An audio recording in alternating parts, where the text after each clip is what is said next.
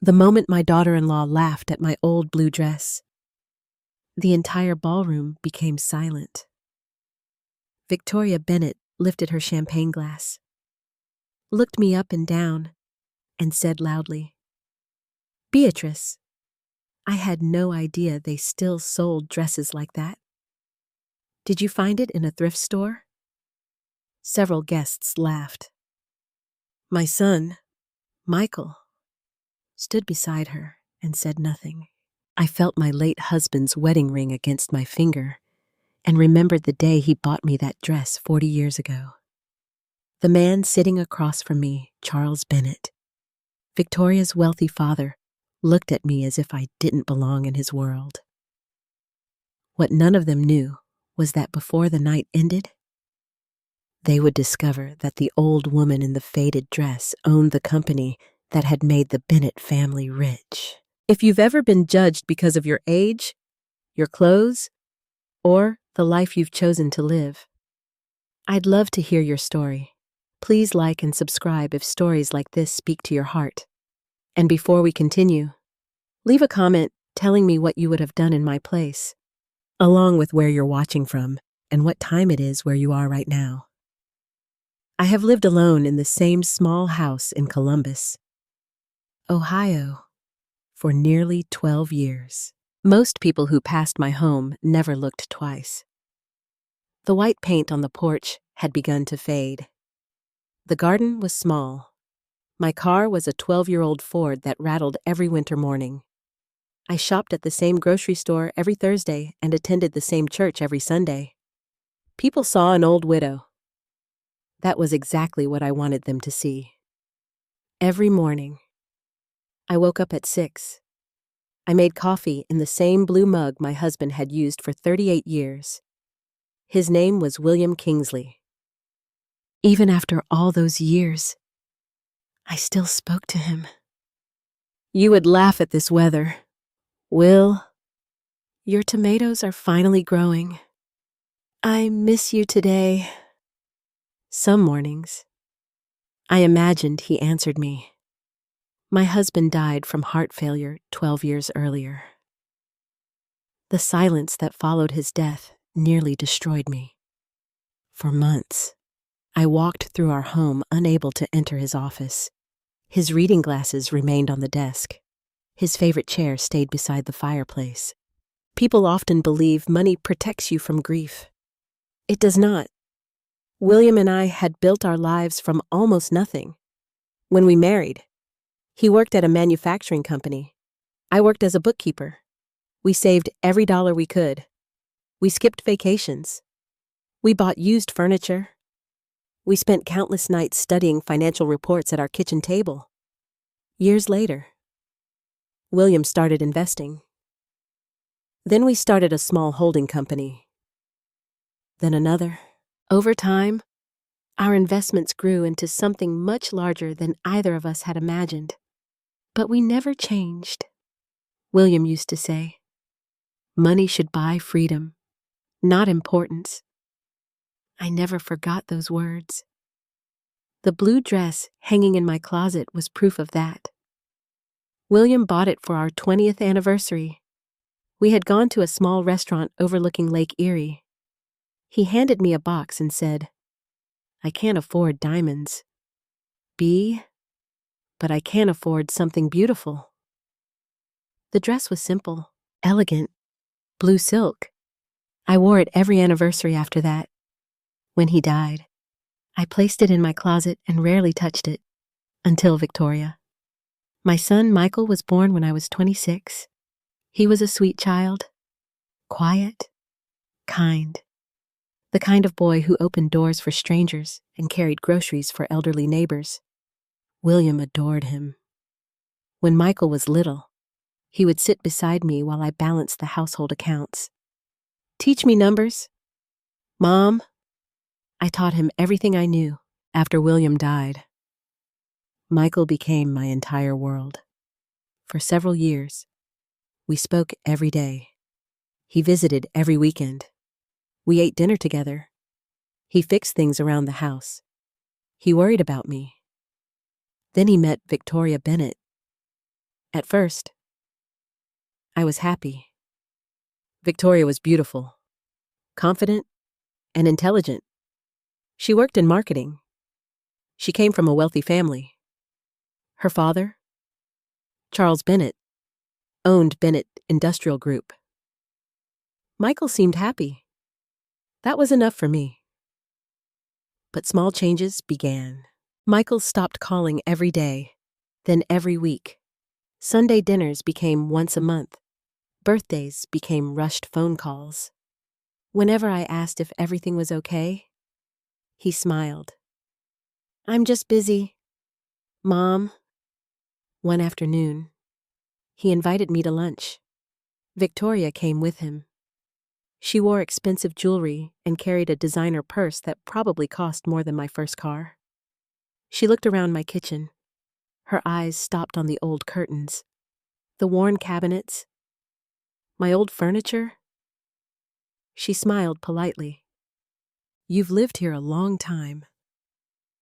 40 years, I said. She nodded. "I suppose it has sentimental value." Something about her tone bothered me, as if my home was a museum, as if my life had become outdated. Over the following years, I noticed more things. Victoria always recommended expensive restaurants. She spoke often about social status. She cared deeply about appearances. She once told me, "People judge you within 5 seconds." I replied, "Then those people usually aren't worth meeting." She laughed. I did not. Michael worked harder after the wedding. He received promotions. He bought a larger house. He joined clubs I had never heard of. The Bennett family welcomed him into their world. Country clubs, private dinners, charity galas. Meanwhile, I remained in my small house, and honestly, I preferred it. I never told Michael how much money his father and I had accumulated. William had always wanted our son to build his own life. "We help him if he falls," William once said. "But he should never walk because of our money." I honored that promise. The truth was that Kingsley Capital Holdings had quietly grown for decades. We invested carefully, conservatively, patiently. By the time William passed away, our holdings included manufacturing companies, logistics firms, and several investment groups.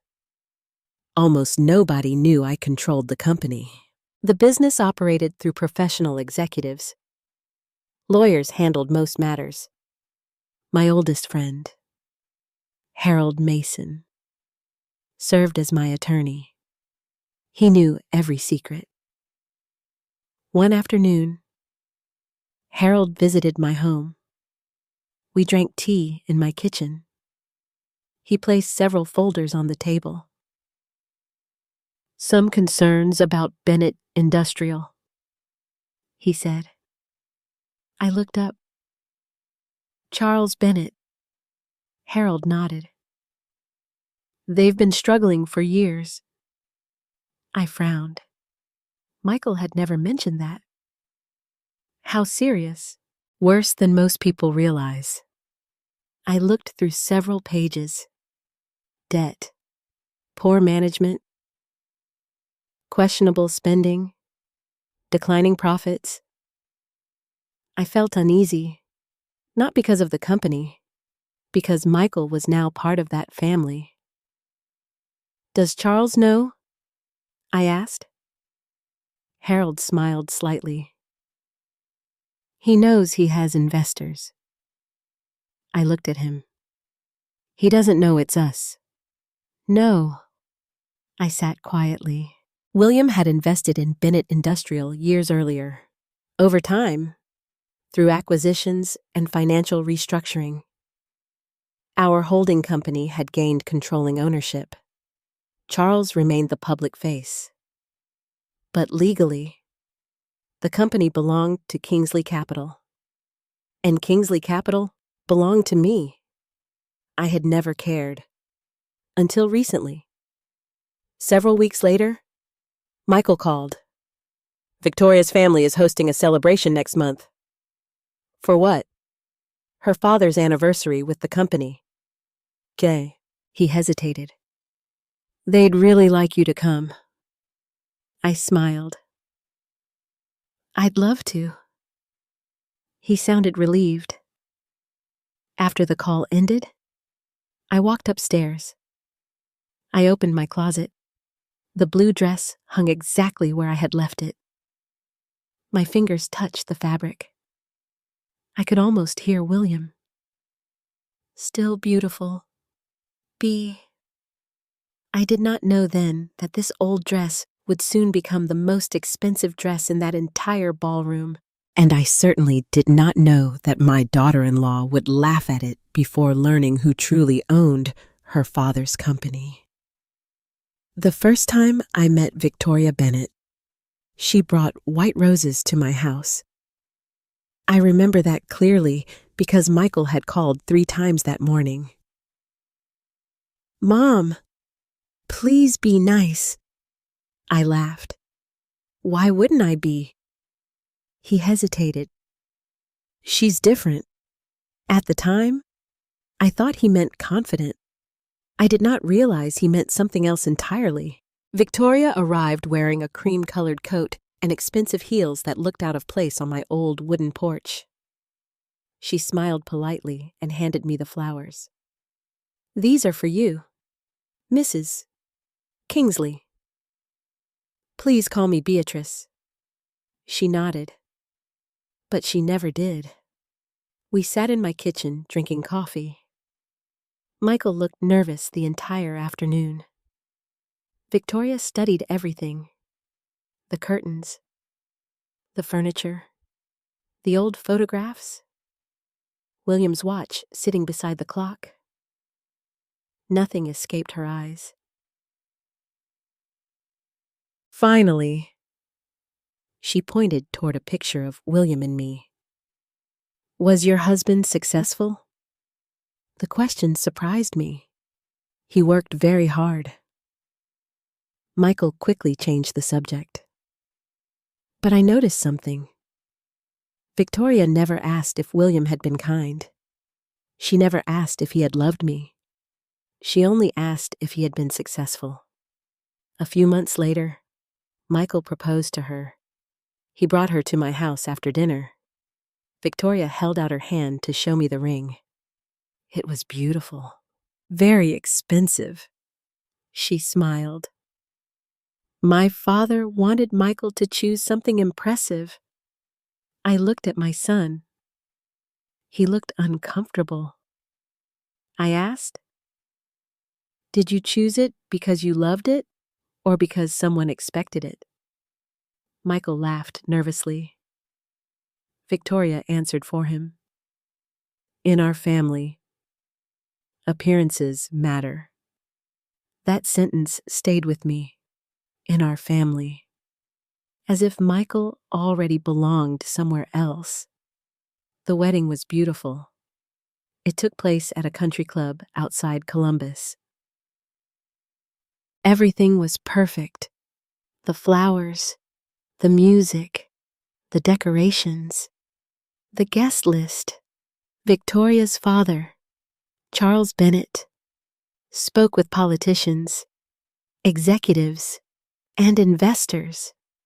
People seemed drawn to him. He carried himself like a man who expected everyone to listen. When Michael introduced us, Charles shook my hand. Mrs. Kingsley. Please call me Beatrice. He smiled. I've heard a lot about you. I waited. He said nothing more. For the rest of the evening, I watched him. Charles spoke about business, money, investments, connections, success, but never family, never love, never gratitude. My husband used to say that you could learn everything about a person by listening to what they talked about when nobody asked them questions. Charles talked about himself. Victoria was very much her father's daughter. After the honeymoon, Michael changed slowly. Not all at once. Small things. He stopped visiting every Sunday. Then every other Sunday. Eventually, months passed between visits. Whenever I called, he sounded tired. Work has been crazy. Victoria has plans. We're busy this weekend. One afternoon, I invited them both to dinner. Victoria arrived late. She looked around the dining room. You still have these old cabinets? I smiled. Yes. She nodded. You should renovate. I served roast chicken. Michael loved that meal as a child. Victoria barely touched it. She said, We usually eat lighter food. After dinner, she walked into the living room. Her eyes stopped on William's old recliner. You should really update some of this furniture. I looked at the chair. William had sat there every evening for 30 years. Why? I asked. She shrugged. It makes the house feel old. I wanted to say something. Instead, I remained quiet. After they left, I sat in William's chair. I touched the worn armrest. Apparently, we're outdated now, I whispered. Several months later, Michael invited me to dinner at their house. Their new home was beautiful. Large windows, marble countertops, designer furniture. Everything looked perfect. Almost too perfect. Victoria gave me a tour. This is our formal dining room. This is the wine room. This is the media room. At one point, she said, People really notice these things. I answered. People notice kindness too. She smiled politely, but her eyes grew cold. During dinner, Charles Bennett joined us. He had helped them purchase the house. Michael looked grateful. Charles looked proud. Victoria looked impressed.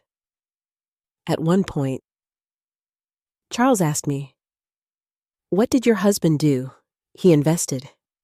What kind of investments? Different kinds. He smiled. Must not have been very large. I took a sip of water. No, we lived comfortably. He nodded. That answer satisfied him. For the rest of the evening, he barely spoke to me. The years continued. Birthdays became shorter. Phone calls became less frequent. I never complained. I never demanded. I simply watched my son disappear. One Christmas, Michael arrived alone. Victoria had gone skiing with friends. He looked exhausted. We sat by the fireplace. Finally, I asked him, Are you happy? He stared into his coffee. Of course. Are you sure? He looked at me. Things are different now. Different doesn't always mean better. He said nothing. Before he left, he hugged me. The hug felt different, shorter, lighter, as if he was already halfway out the door. After that Christmas, several more months passed. Then one evening, Harold Mason visited. He carried several files. His expression looked serious. We sat in the kitchen. He opened one folder. Bennett Industrial. I immediately thought of Michael. What happened? Harold removed his glasses. The company is struggling. How bad? Worse than the public knows. I read the reports. Debt, declining profits, poor management, executive spending, several questionable decisions. I looked up. Does Charles know? He knows. And Michael? Harold shook his head. I doubt it. The next page surprised me. Charles Bennett had been searching for additional investors. Private financing, emergency capital. He had been trying to save his company. The company he believed he controlled. The company that actually belonged to Kingsley Capital. My company, for years. I had ignored Bennett Industrial. The business produced steady returns. The executives handled operations. The board handled management. I never interfered. Now my son's future sat directly inside a company I legally owned. I suddenly understood why Victoria cared so much about appearances. The Bennett family wasn't nearly as secure as they pretended. Several weeks later, my phone rang. It was Michael. He sounded nervous. Mom? Yes. Victoria's father is celebrating his 40th year with the company. That's wonderful. There'll be a large party. I waited. He hesitated. Victoria wants you there. I found that surprising. Really? Yes. He paused. She said it's important. I could hear discomfort in his voice. Then he added quietly, she asked if you had something nice to wear. I looked toward my bedroom, toward my closet, toward the blue dress that William had given me decades earlier. I smiled. I think I do. After the call ended, I walked upstairs. I opened the closet. The blue fabric still looked beautiful. I touched it carefully, and for the first time in years, I decided to wear it again. I had no idea that this invitation was not about family. It was a test. And before that evening ended, everyone inside that ballroom would discover exactly who Beatrice Kingsley truly was. The invitation arrived on a Tuesday. It came in a thick white envelope with gold lettering. Everything about it looked expensive. Victoria had personally mailed it. Inside was a card. Celebrating 40 years of leadership. Charles Bennett, Grand Ballroom. Bennett, Grand Hotel. There was also a handwritten note. Beatrice, we hope you'll join us for this special evening. It would mean a lot to Michael. Please dress appropriately. Many important guests will be attending. Love, Victoria. I read the note twice. The first part sounded warm.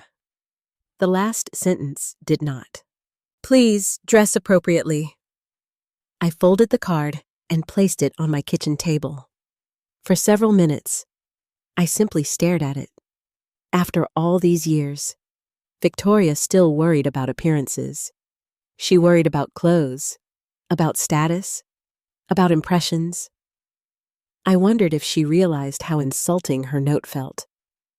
That evening, Michael called. Did you receive the invitation? I did. You'll come. I think so. He sounded relieved. There will be a lot of people there. I understand. He hesitated. Victoria is nervous. About what? He laughed quietly. You know how she is. Unfortunately. I did. The following morning, I drove to church. After the service, my friend Louise stopped me outside. You look worried. I smiled. Do I? She nodded. You've been carrying something all morning. I considered telling her everything. Instead, I said, family problems. She squeezed my hand. Those are usually the hardest ones. She was right. Business problems have numbers. Family problems have feelings. Feelings are much harder to solve. That afternoon, Harold Mason came to visit. He rarely appeared without a reason. He carried a leather briefcase and wore the same gray suit he had worn for years. We sat in the kitchen. He opened several files. Bennett Industrial. I immediately felt uneasy. What happened now? Harold adjusted his glasses. The company is preparing a major refinancing agreement. Good news. He shook his head. Not exactly. He pushed several papers toward me. I read quietly. Losses, debt, delayed payments, executive spending. Charles Bennett had borrowed heavily during the previous 3 years. He purchased luxury properties, private memberships, corporate retreats. Meanwhile, the company had begun losing money. Does the board know? Some of them. And Charles? He knows everything. I sat back. Is the company in danger? Harold nodded. If nothing changes. I looked out the kitchen window. The garden looked peaceful. The world outside my home seemed so far away from corporate problems. Yet somehow, those problems were now sitting at my table. Harold spoke carefully. There's another issue. What? Charles is looking for new investors. I looked at him. He already has investors. Yes.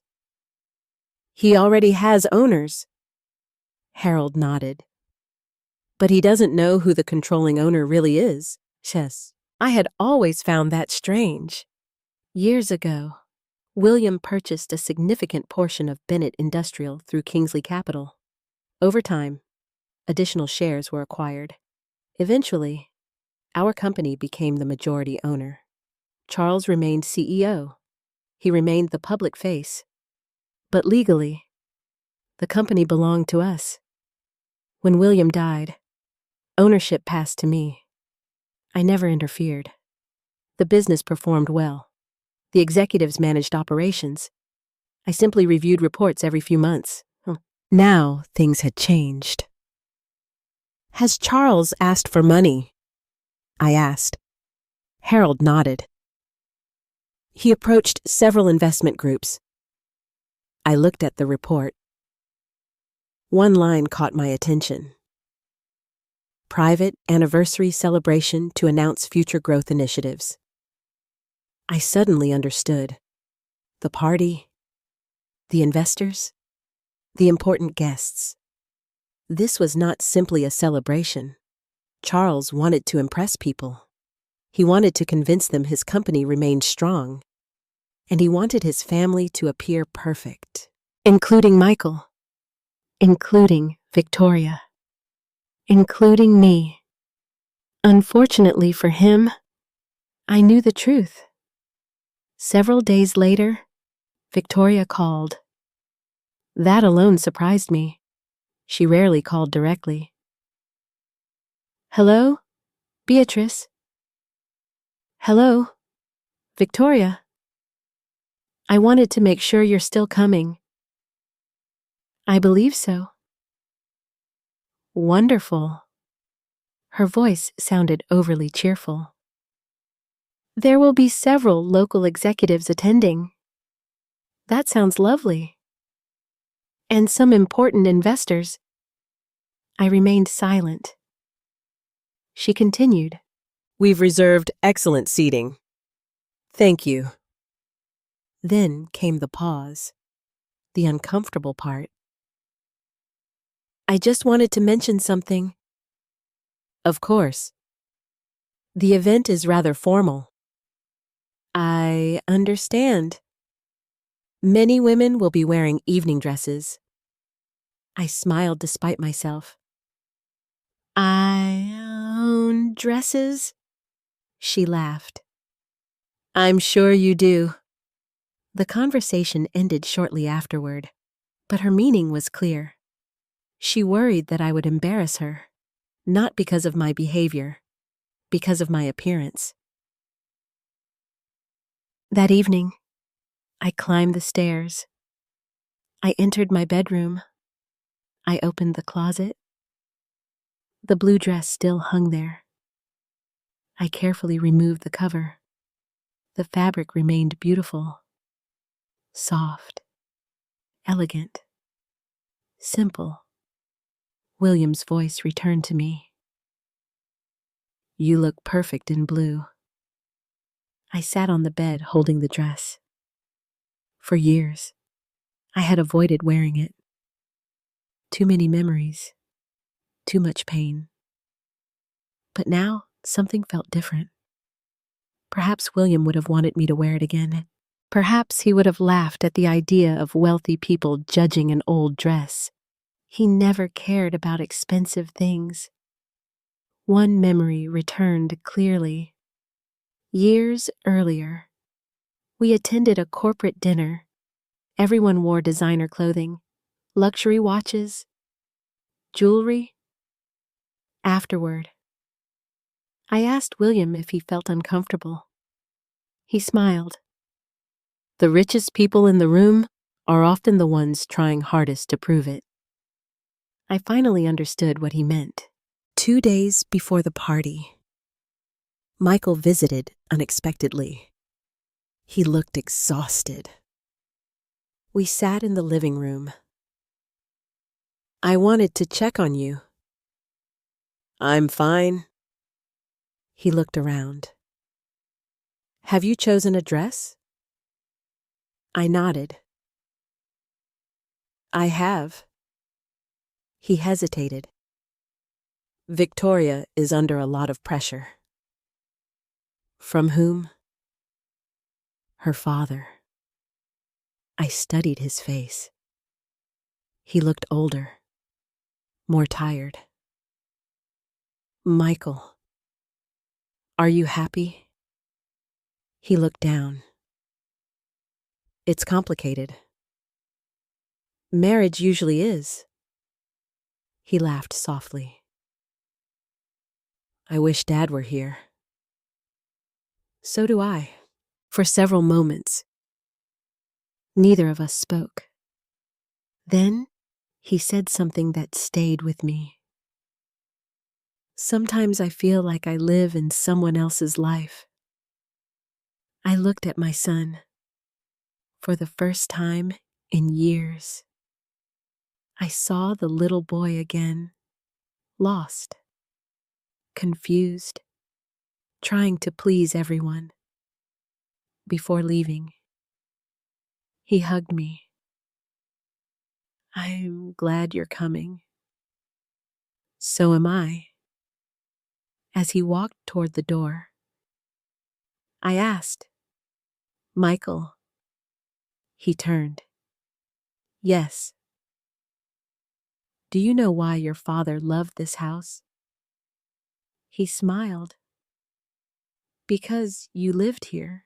After he left, I sat quietly. For the first time, I began to feel afraid. Not of Victoria, not of Charles, but of what might happen when truth finally entered that ballroom. The next morning, Harold called. I'll attend the event. I frowned. You were invited? No. Then why are you coming? He paused. Because I think you'll need me. I looked at the blue dress hanging nearby. something inside me suddenly changed. For years, I had hidden. For years, I had stayed silent. For years, I had allowed people to underestimate me. Perhaps that evening would change everything. Perhaps not. But one thing had become very clear. The Bennett family believed they were inviting an old widow to their celebration. They had no idea they were inviting the owner of their company. And before the night ended, someone would discover the truth. The night of the celebration arrived with cold rain. I stood in my bedroom holding the blue dress. For several minutes, I simply looked at it. 40 years. That was how long the dress had been part of my life. I remembered William smiling when I first wore it. I remembered dancing with him. I remembered our anniversaries. I remembered his funeral. For years, I had hidden the dress because it hurt too much to wear it. Now I slowly put it on. It still fit. Perhaps not perfectly. Age changes all of us. But when I looked into the mirror, I saw something unexpected. I did not see an old woman. I saw the woman William had loved. Downstairs. My phone rang. It was Michael. "I'm on my way."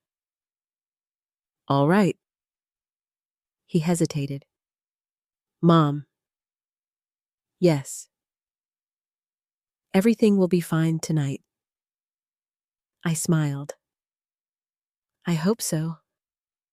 But something in his voice worried me. He sounded nervous, almost frightened. An hour later, Michael arrived.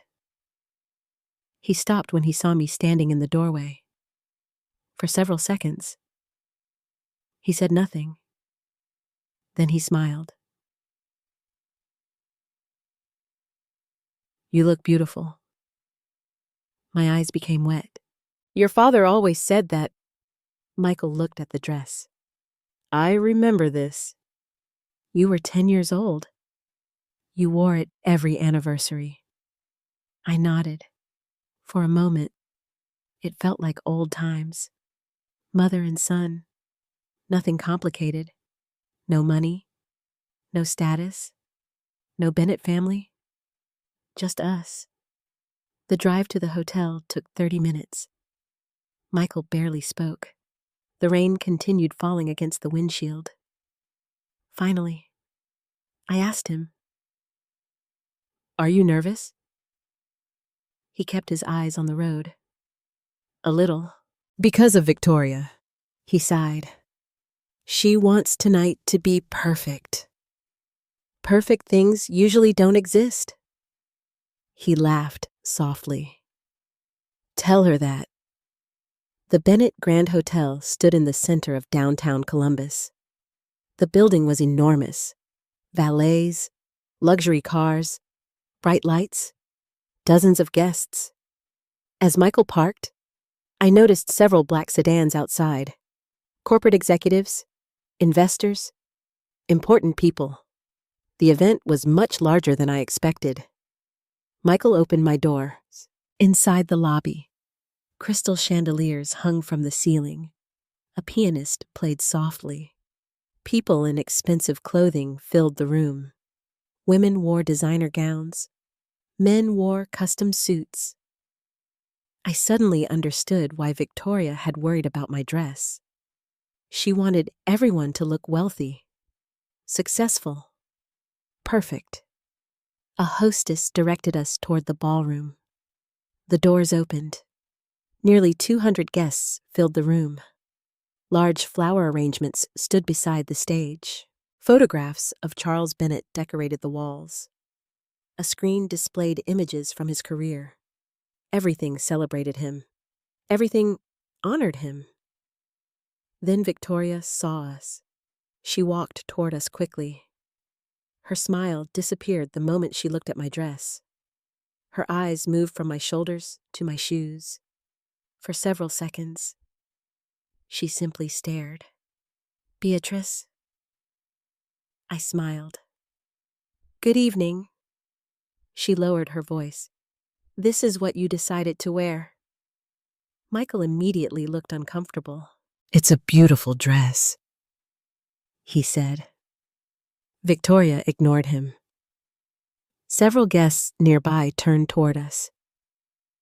I could feel their attention. I answered calmly. My husband gave me this dress. She forced a smile. I understand that, but tonight is very formal. I looked around. So am I. Her expression tightened. She laughed softly. Unfortunately, several people heard her. One woman standing nearby smiled awkwardly. Victoria raised her glass. Oh my goodness, I had no idea people still kept dresses like this. A few guests chuckled. I remained silent. Then she asked the question. Did you find it in a thrift store? The laughter became louder. Something inside me became very still. Michael looked shocked. Victoria. She waved her hand. I'm joking. But she wasn't. Everyone knew that. I looked at my son. He opened his mouth, then closed it. That hurt more than her words. Charles Bennett approached. He noticed the tension immediately. Everything all right? Victoria laughed. We were just discussing fashion. Charles looked at my dress. His eyes showed the same judgment, the same disappointment, the same embarrassment. He smiled politely. Well, everyone has their own style. I nodded. Apparently. Several guests returned to their conversations. The music continued. The evening moved forward, but something had changed. People had heard. People had watched. And my son had said nothing. Victoria leaned closer. I only wanted tonight to go well. I answered quietly. So did I. She seemed surprised by my calmness. Perhaps she expected tears, anger, embarrassment. Instead, I simply remembered William. I remembered him placing the dress in my hands. I remembered him saying, Never let anyone tell you your worth. A waiter passed with champagne. I took a glass. My hands remained steady. That surprised even me. As dinner guests found their seats, I noticed something unusual. 3 men across the ballroom were staring at me. Not at my dress. At me. One of them looked familiar. Then I recognized him. Thomas Reynolds, Senior Operations Director. He worked for Bennett Industrial. Years earlier, I had seen him during a board presentation. Our eyes met. His expression changed. Shock, confusion, recognition. He whispered something to the man beside him. The second executive turned toward me. Suddenly, both men stood. They appeared ready to walk over. Thomas stopped. Perhaps he was uncertain. Perhaps he wondered why I was there. Perhaps he wondered why the owner of the company sat alone in a blue dress. I quietly looked away. Victoria had not noticed. Neither had Charles. Michael sat beside me. He looked miserable. Mom. Yes. I'm sorry. I looked at him. For what? He lowered his eyes. You know? I did, but I wanted to hear him say it. Instead, The lights dimmed. The evening program began. Charles walked toward the stage. Applause filled the ballroom. Victoria smiled proudly. The audience admired him. The successful businessman, the respected executive, the wealthy father. Nobody in that room knew that his company belonged to the old woman wearing the blue dress. Nobody knew that several executives had already recognized me. Nobody knew that Harold Mason was quietly walking into the hotel carrying a leather briefcase. And nobody knew that before the evening ended, the dress Victoria had mocked would become the most unforgettable thing in that ballroom. I sat quietly beside my son. I touched William's wedding ring, and for the first time that evening, I realized something. I was no longer embarrassed. They should have been. The applause for Charles Bennett lasted nearly a minute.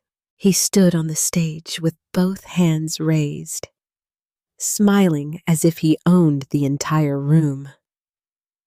Perhaps he believed he did. Behind him, a giant screen displayed photographs from his career.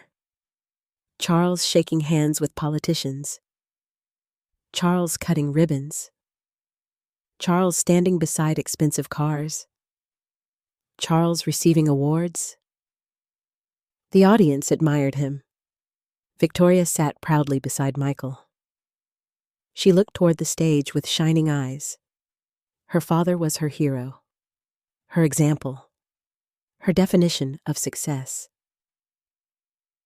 I sat quietly at our table. The blue dress suddenly felt much heavier. Not because of the fabric, because of everything it represented. A waiter served dinner. Nobody at our table spoke much. Michael stared at his plate. Victoria checked her phone. Charles continued accepting congratulations. Finally, Victoria leaned toward me. "You've been very quiet tonight." I smiled. "I've had a lot to think about." She laughed softly. "I hope you aren't upset." "Should I be?" She looked uncomfortable. "I was only joking earlier." I looked directly at her. "No, Victoria, you weren't." For the first time that evening, she had no answer. Michael looked down. He still said nothing. The silence between us hurt more than any insult. After dinner, Charles returned to the stage. He held a glass of champagne. "Ladies and gentlemen, thank you for celebrating with me tonight." Applause followed. He spoke about hard work, determination, leadership, success. He described himself as a man who had built everything from nothing. Several guests nodded. Victoria smiled proudly. Then Charles said something that caught my attention. "Success comes from understanding your place in the world." The room became quiet. He continued. "People who know where they belong often succeed. People who don't often struggle." Several guests laughed politely. I noticed Charles looking directly toward our table, toward me, toward my dress. Victoria smiled. She understood exactly what her father was doing. So did I. Charles continued. "Class isn't about money. It's about presentation." More laughter. More applause. I heard someone behind me whisper, "He's talking about the mother." Another person laughed. I sat perfectly still. William used to say that powerful people often reveal themselves when they believe nobody can challenge them. Charles believed nobody could. At our table, Victoria leaned toward me again. "My father believes appearances matter." I looked at her. And what do you believe? She answered immediately. I think people should present themselves properly. Even family. She hesitated.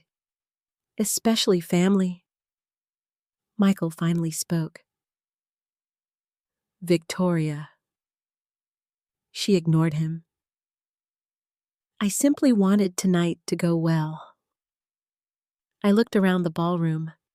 Everyone wore expensive clothing, jewelry, watches, designer shoes. Yet I had never felt poorer in my life. Not because of money. Because my son sat beside me and remained silent. Charles continued his speech. Then he announced something unexpected. Tonight, we're entering a new chapter. The audience applauded. We are preparing exciting opportunities for Bennett Industrial. Several executives exchanged nervous looks. I noticed Thomas Reynolds again. He sat near the stage. His expression had changed. He no longer looked surprised to see me. He looked worried. Very worried. Another executive beside him whispered something. Both men glanced toward me, then quickly looked away. Charles continued speaking. Our future has never looked brighter. That statement almost made me smile, because I had read the reports. I knew the truth. Debt, losses, emergency financing, declining revenue. Charles was not celebrating success. He was selling an illusion. As applause filled the room again, I quietly stood. Excuse me, I told Michael. Mom, I need some air. I walked toward the hallway outside the ballroom. The noise became softer. The silence felt wonderful. For several moments, I simply stood there. My hands trembled slightly, not from fear, from disappointment. Michael's silence replayed in my mind. Victoria's laughter, Charles's speech, the guests, the whispers, the judgment. I closed my eyes, and suddenly I remembered William. Years earlier, a businessman had insulted him during a meeting. Afterward, I asked why he stayed calm. William smiled. People tell you who they are when they think you need them. What if you don't? Then they reveal their true character. The ballroom had revealed many things tonight. A soft voice interrupted my thoughts. Mrs. Kingsley. I turned. Thomas Reynolds stood beside me. He looked nervous. Good evening. He glanced toward the ballroom. I wasn't sure if it was really you. I smiled slightly. It is. He lowered his voice. Does Mr. Bennett know? No. His eyes widened. He looked genuinely shocked. Should he? Not yet. Thomas nodded slowly. I understand. He hesitated. I've attended board presentations. I recognized you immediately. I assumed you might. He looked toward the ballroom. Things inside the company are getting worse. I know. He seemed surprised. You've seen the reports. All of them. Thomas became silent. Finally, he said something important. Many employees are worried. I looked at him carefully. About their jobs? Yes. I nodded. That mattered to me. The workers, the families, the people who depended on the company. Charles worried about reputation. I worried about employees. That was the difference between us. Thomas lowered his voice further. Mr. Bennett is supposed to announce an investment partnership tonight. That caught my attention. What partnership? He believes outside investors will rescue the company. I almost laughed. He was searching for money while standing beside the person who owned his business. Thomas looked uneasy. Should I say anything? No. He nodded. Before leaving, he said quietly, "The employees deserve better." I watched him return to the ballroom. A few minutes later, my phone vibrated. Harold Mason. Where are you? In the hallway. I'm downstairs. Already? Yes. His voice sounded serious. I think you should know something. What? Charles plans to announce new financing tonight. I looked toward the ballroom doors. I heard. Harold paused. There are documents in my briefcase. What kind? The ownership documents. My heart became still. For years, those papers had remained inside a safe. Tonight, they sat inside a briefcase in the hotel lobby. Do you want me to leave? Harold asked. I looked at my reflection in a nearby window. An old woman. Blue dress, gray hair, quiet eyes. The woman everyone had laughed at. No. Are you sure? Yes. Because once those papers appear, everything changes. I looked back toward the ballroom. Music had started again. Guests laughed. Victoria smiled. Charles shook hands. Michael sat alone. Nobody knew what was coming. Nobody understood that the owner of Bennett Industrial stood only a few feet away. I touched William's ring. For years, I had remained silent because silence felt easier. Tonight, silence suddenly felt wrong. Because this was no longer about a dress. It was no longer about embarrassment. It was no longer even about me. It was about truth.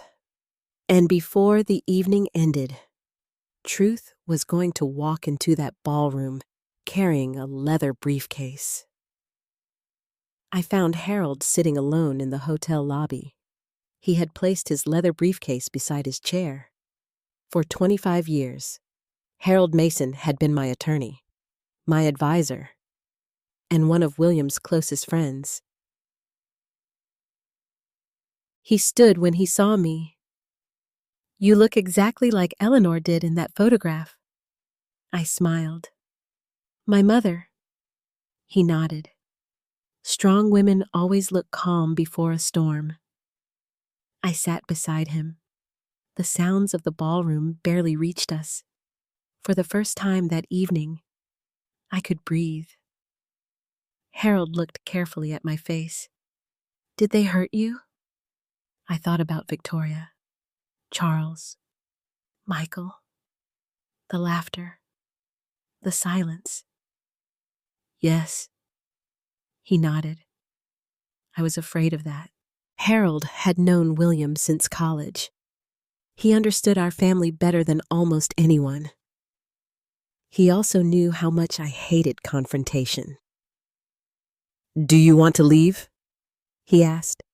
I looked toward the ballroom entrance. No. Why? Because if I leave, Michael learns the wrong lesson. Harold folded his hands. And what lesson is that? That people can humiliate others without consequences. For several moments, neither of us spoke. Finally, Harold opened the briefcase. Several folders rested inside. Blue, gray, black. The top folder contained the Kingsley Capital seal. Everything is here. I looked at the documents. Ownership agreements, board records, share transfers, legal filings, years of paperwork. Proof. Harold spoke quietly. If Charles announces the financing deal, he may mislead investors. I know. You have the authority to stop him. I know. His eyes softened. But you don't want to. I sighed. This isn't about money. No. It's about Michael. Harold nodded. He understood immediately. Everything that had happened that evening came back to my son. Not Victoria, not Charles. Michael. The little boy who used to sit beside me while I paid bills. The young man who promised his father he would always take care of me. The man who sat quietly while his wife mocked me. That silence hurt more than anything. Harold suddenly smiled. Do you remember the Bennett acquisition? I laughed softly. How could I forget? 20 years earlier, William had become interested in a struggling manufacturing company. Bennett Industrial. Charles Bennett was ambitious, smart, driven, but reckless. William saw potential. He also saw danger. One evening, he came home carrying several reports. He placed them on the kitchen table. What do you think? I spent hours reading them. Finally, I said, he spends money too quickly. William smiled. So do I. No, you invest quickly. He spends quickly. William laughed. He trusted my judgment. He always had. Over the following years, Kingsley Capital quietly invested, small percentages, additional shares, private purchases. Eventually, we became the majority owners. Charles never realized it. He cared about running the company. William cared about protecting the company. There was a difference. Before he died, William spoke about Bennett Industrial. If Charles ever forgets the workers, step in. At the time, I thought it would never happen. I had been wrong. Harold interrupted my thoughts. Thomas Reynolds contacted me. That surprised me. What did he say? He says employees are worried. I nodded. I heard the same. Apparently Charles plans major layoffs. That made me angry. Not because of money, because of families, workers, people who depended on those jobs. William had always protected employees. He often said, companies exist because people wake up every morning and go to work. Charles seemed to believe companies existed for executives. Harold closed the briefcase. I need to ask you something. What? Why did you wear the blue dress? I looked down. The fabric reflected the hotel lights. Because William loved it. Harold smiled. He bought that dress after losing money in the market. I laughed. I remember. We had almost canceled our anniversary dinner that year. William insisted on taking me anyway. The dress cost far more than we could comfortably afford. After I opened the box, I told him he was foolish. He answered, some things are worth more than money. Tonight, Victoria had laughed at that dress. She saw old fabric. I saw 40 years of marriage. The ballroom doors opened. Michael walked into the lobby. He looked relieved when he saw me. Mom. I stood. Are you all right? I am. He looked at Harold. Mr. Mason. Michael. My son sat beside me. He looked exhausted. The noise from the ballroom continued behind him. Music. Laughter. Glasses. Everything felt far away. Finally, Michael spoke. I'm sorry about Victoria. I looked at him. Are you? Yes? Then why didn't you say anything? He lowered his eyes. I didn't want to make things worse. I felt tears threatening to appear. Michael, things were already worse. He said nothing. Harold quietly stood. I'll give you both a few minutes. After he left, silence returned. My son looked older than his 42 years. Tired. Confused. Trapped. Finally, he spoke. You don't understand her family. No. They care about appearances. I nodded slowly. I noticed. He rubbed his forehead. Her father expects perfection. Does Victoria? He hesitated. Yes. And you? His answer came quietly. I don't know anymore. That sentence broke my heart. Because Michael had always known who he was. Until now. I reached for his hand. When your father was dying, he asked me something. Michael looked up. What? He asked me to protect your heart. His eyes filled with tears. I remember. He was afraid the world would change you. Michael looked away. Maybe it already has. I wanted to tell him everything. The company, the ownership, the truth. But something stopped me. He needed to see it himself. Suddenly, the ballroom doors opened again. Victoria appeared. Her expression looked irritated. There you are. Michael stood. We were talking. She crossed her arms. Your father is about to announce the partnership. I looked at her. What partnership?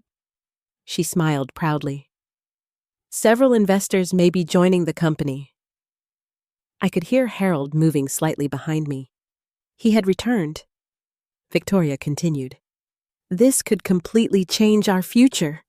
I looked directly into her eyes. Perhaps. She noticed Harold. Who's this? Michael answered. Mom's attorney. Victoria seemed confused. Your attorney. I smiled. Everyone should have one. She laughed. That sounds serious. Harold simply nodded. Victoria looked back toward the ballroom. We need to go inside. Michael looked at me. Mom. I stood slowly. The blue dress felt lighter now. The fear had disappeared. Something else had taken its place. Clarity. As we walked toward the ballroom, Harold quietly spoke beside me. Are you ready? I looked ahead, at the lights, the guests, the stage, Charles Bennett. No, he smiled. Good. Why? Because people who enjoy these moments usually become people like Charles. I looked at the ballroom doors. The celebration continued. The lies continued. The performance continued. But somewhere inside me, William's voice returned. Protect the workers. Protect your son. And never allow anyone to decide your worth. I touched my wedding ring. Then I walked back into the ballroom. because the time for silence was almost over. When I walked back into the ballroom, nothing had changed. The music still played. People still laughed. Champagne glasses still touched. Charles Bennett still stood near the stage, shaking hands. Only I had changed.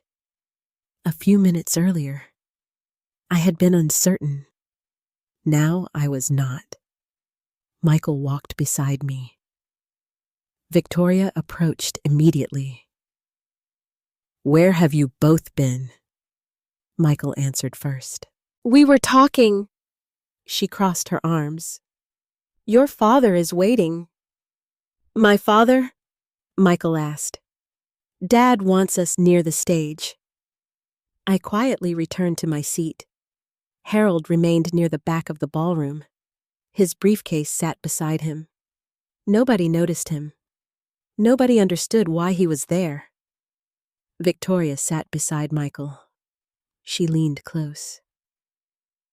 "You disappeared during the most important part of the evening." Michael looked tired. "I needed some air." She lowered her voice.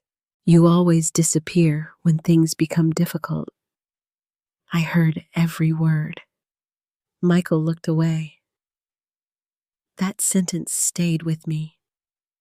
Perhaps it explained many things. Perhaps Michael had spent years avoiding conflict, avoiding arguments, avoiding disappointment, avoiding truth. And people like Victoria eventually learn how to control people who avoid conflict. Dinner had ended. Desserts arrived. Charles returned to the microphone. "Ladies and gentlemen, thank you again for joining us tonight." More applause. He smiled confidently. "I've spent 40 years building Bennett Industrial." I looked around. Several executives avoided his eyes. Thomas Reynolds sat quietly. Rachel Morgan, one of the company's senior managers, sat nearby. I recognized her from several reports. She looked worried, very worried. Charles continued. "Tonight, I want to speak about our future." Victoria smiled proudly. Michael remained silent. Charles began describing growth plans, expansion, investment opportunities, new projects. As he spoke, I remembered the reports: losses, debt, loans, failed contracts. He was describing a future that did not exist. Suddenly, Michael leaned toward me. "Mom." "Yes. I need to ask you something." I looked at him. "Who is Harold Mason?" I hesitated. "An old friend." "He seems important." "He is." Michael studied me carefully. "I feel like there's something I don't know." I looked toward the stage. "There is." He frowned. "What?" I shook my head. "Not yet." He became quiet. For several moments, he watched Charles speaking. Then he surprised me. "I don't think I belong here." I looked at my son. He looked exhausted. Not physically, emotionally. "I've spent years trying to fit into this family." He lowered his voice. "I don't know who I am anymore." Those words hurt, because I had already seen this happening, little by little, year after year.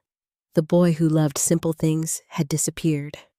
The man sitting beside me wore expensive suits and attended country clubs, but his eyes still belonged to my son.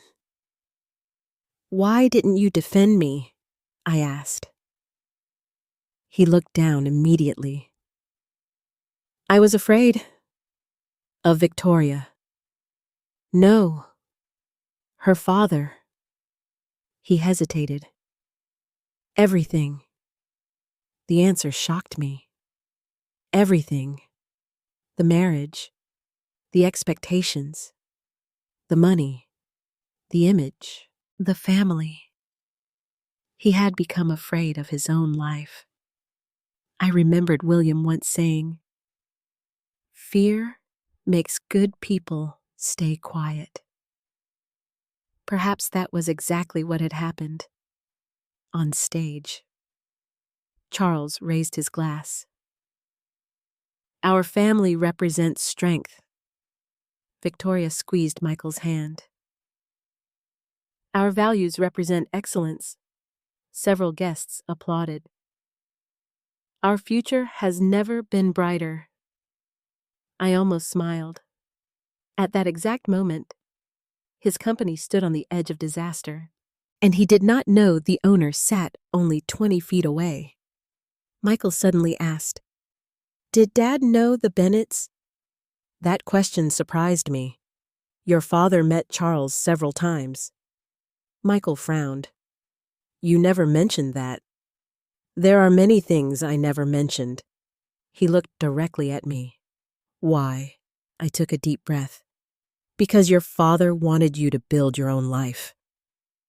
Michael remained silent. I continued. "He didn't want you to depend on us." Michael looked confused. "Depend on what?" I simply looked at him. His eyes narrowed. "Mom." I said nothing. At that moment, Victoria turned toward us. "What are you talking about?" Michael answered. "Dad." She smiled politely. "Oh." But I noticed something. She was listening carefully. Always listening. Always measuring. Always calculating. A waiter approached our table. He handed an envelope to Charles. Charles opened it. His expression changed. Only for a second. But I saw it. Something was wrong. He quickly recovered. He smiled again, yet his hand shook slightly. Thomas Reynolds noticed it. Rachel Morgan noticed it, and I noticed it. Perhaps bad news had arrived. Perhaps creditors. Perhaps investors. Perhaps reality. Charles continued speaking, but his confidence had changed. The room could feel it. Meanwhile, Michael spoke quietly. "Are you angry with me?" The question broke my heart, because he sounded like the little boy who used to apologize after breaking something. I answered honestly. "Yes." He nodded. "You should be." "Do you know why?" He looked down. "Because I stayed quiet." "No." He looked surprised. I continued.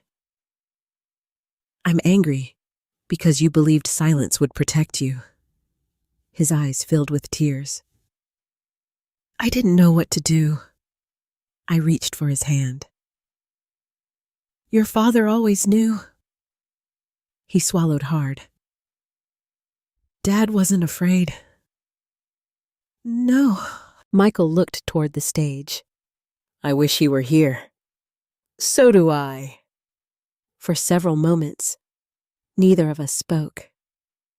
Then I said something I had been carrying all evening. "The dress isn't what hurt me." He looked up. "What did—" "You standing beside me while they laughed." His eyes immediately filled, because he finally understood. Not the dress, not the joke, not the room. His silence. That was the wound. At that exact moment, Victoria stood. She walked toward her father. Several guests followed. Apparently, an announcement was about to happen. Michael remained beside me. Mom! Yes. If something happens tonight. I looked at him. What do you mean? He took a deep breath. I don't trust them anymore. That sentence surprised me. Victoria. He nodded. Her father, too. Why? He hesitated. Then he whispered, they care about money more than people. I almost cried, because after years, my son had finally begun seeing what I had seen. But it had come at a terrible cost. The lights dimmed again. Charles returned to the microphone. Victoria stood proudly beside him. The ballroom became silent. Charles smiled. I have one final announcement. Everyone leaned forward. Investors, executives, guests, family. Harold slowly stood at the back of the room. His briefcase remained in his hand. Michael noticed him. Then he looked at me. For the first time that evening, fear appeared in his eyes. Mom. I looked directly at him. You don't know your wife's family as well as you think you do. He stared at me. What does that mean? Before I could answer, Charles raised his voice. Tonight marks a new beginning for Bennett Industrial. And at that exact moment, Harold began walking toward the front of the ballroom. Charles Bennett stood beneath the lights with his champagne glass raised. The ballroom had become completely silent. Beside him stood Victoria. She looked proud, confident, certain that the evening belonged to her family. At my table, Michael sat frozen. Harold stood quietly near the back of the room, holding his briefcase. Nobody noticed him. Not yet. Charles smiled at the crowd. Tonight represents a new chapter for Bennett Industrial. Applause filled the room. He continued. For 40 years, this company has supported thousands of families. It has survived difficult times, economic changes, and tremendous challenges. I watched Rachel Morgan. She looked uncomfortable. Thomas Reynolds lowered his eyes. Several executives exchanged nervous looks. Charles spoke about growth, expansion, future partnerships, investments. Everything sounded impressive. Everything sounded false.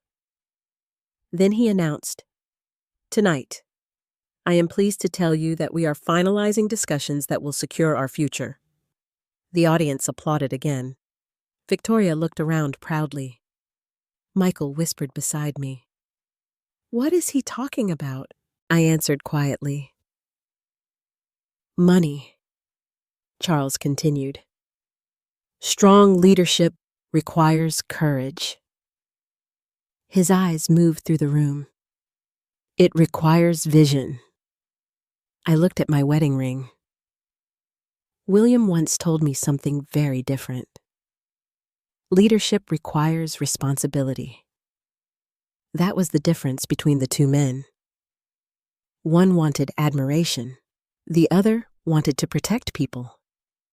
Suddenly, Charles lifted his glass. To Bennett Industrial. The crowd raised their glasses. Everyone stood. Everyone except me. Charles noticed. Victoria noticed. Several guests noticed. Charles smiled politely. Mrs. Kingsley. The room became quiet. Would you care to join us? I looked up. All eyes turned toward me. The old woman in the blue dress. The woman everyone had laughed at. I slowly stood. I lifted my glass, but I did not drink. Charles smiled. Wonderful. Then he continued. Tonight is about family. I almost laughed. Family. The word felt strange coming from him. He spoke about loyalty, respect, tradition.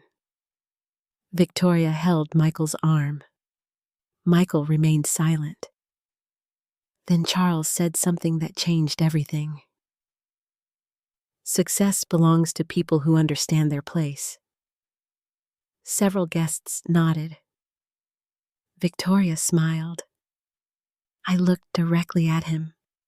For years, he had spoken to employees this way, to executives, to his family, perhaps even to himself. He believed power gave him the right to decide where everyone belonged. But tonight, he had judged the wrong woman. The speech finally ended. Applause filled the ballroom. Music began playing again. People started moving. Servers carried drinks. Investors approached Charles. Victoria laughed with friends. The room relaxed. Only I remained still. Harold slowly walked toward my table. Michael looked confused. Mom. Harold stopped beside me. Mrs. Kingsley. I looked up. Yes, Harold. He placed the briefcase beside my chair. The documents are ready. Michael frowned. What documents? Harold looked at him kindly. I'm sorry. Michael. My son looked between us. What's happening? I took a deep breath. Years of silence stood in front of me. Years of secrets. Years of promises. William's promise. My promise. But tonight had changed everything.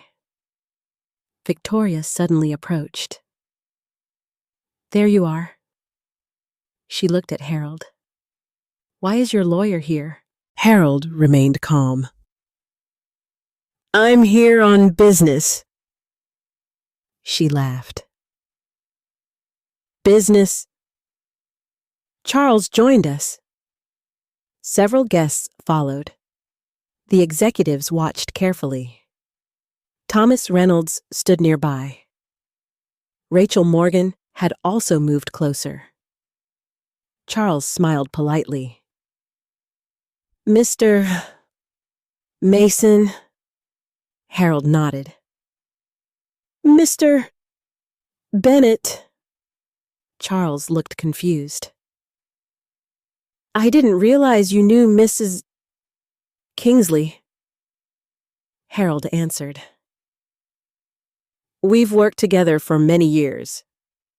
Victoria folded her arms. This is a family celebration. Her voice carried across the nearby tables. Harold answered quietly. Business and family often meet. Charles looked at me. Is something wrong? I looked directly at him. Yes. The room suddenly became quieter. Michael looked frightened. Victoria looked annoyed. Charles smiled. Perhaps we can discuss it later. I shook my head. No. Victoria spoke immediately. Beatrice, this isn't the time. I looked at her. When would be the right time? She seemed surprised. Charles kept smiling. Please, let's enjoy the evening. I took a slow breath. For years, I had avoided conflict. Tonight, I could not. Not because of my dress. Not because of their insults. Because of truth. I looked at Michael. His face had become pale. "Mom." I touched his hand. "I'm sorry," he whispered. "For what?" "Because your father and I kept certain things from you." Charles frowned.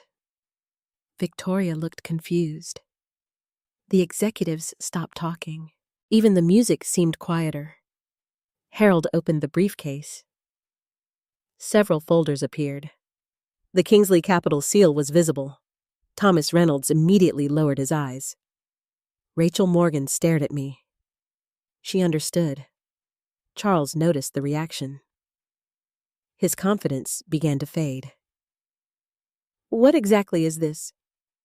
Harold looked at me. He waited. The decision belonged to me. For several seconds. I said nothing.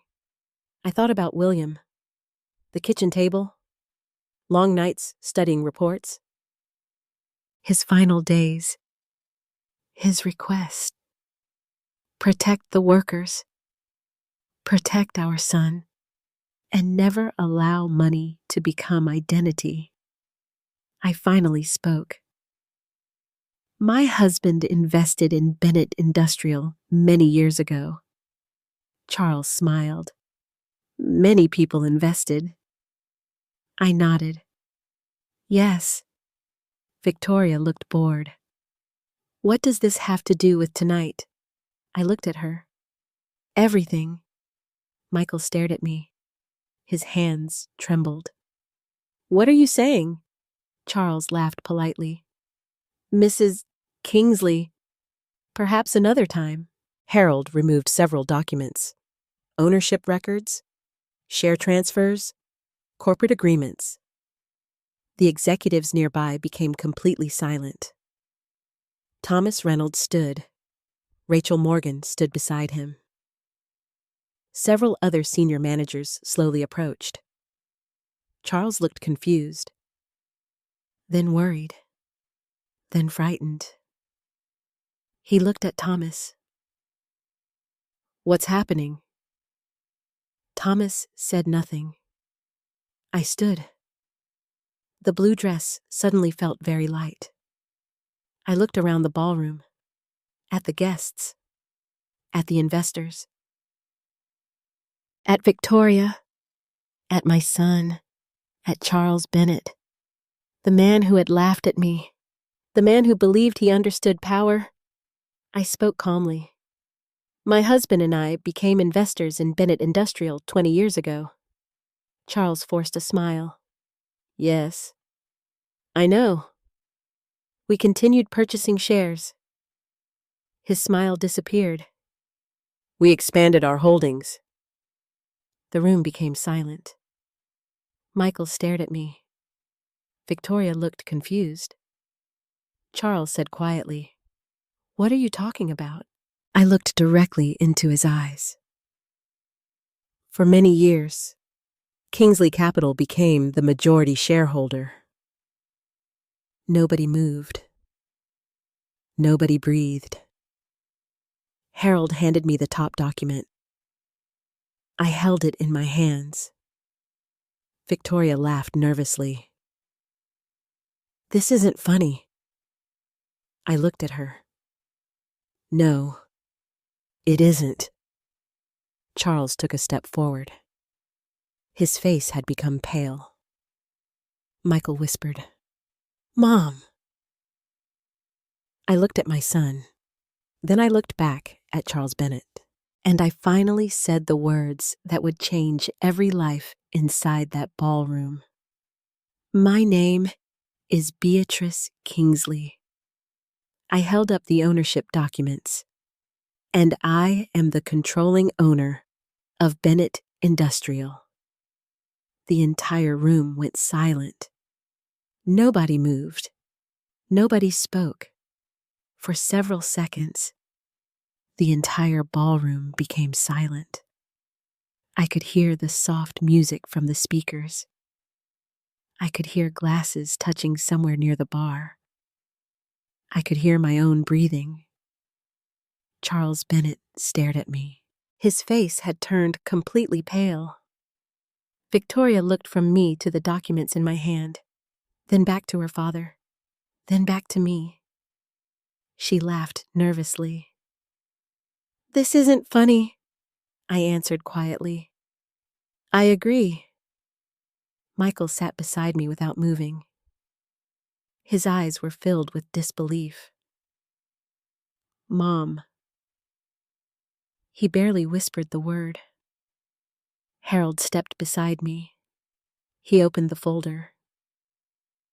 "The ownership documents are available for review." Several executives immediately approached. Thomas Reynolds was the first. Rachel Morgan followed. Charles finally found his voice. "This is impossible." Harold looked at him calmly. "No, Mr. Bennett, it is not." Charles walked forward.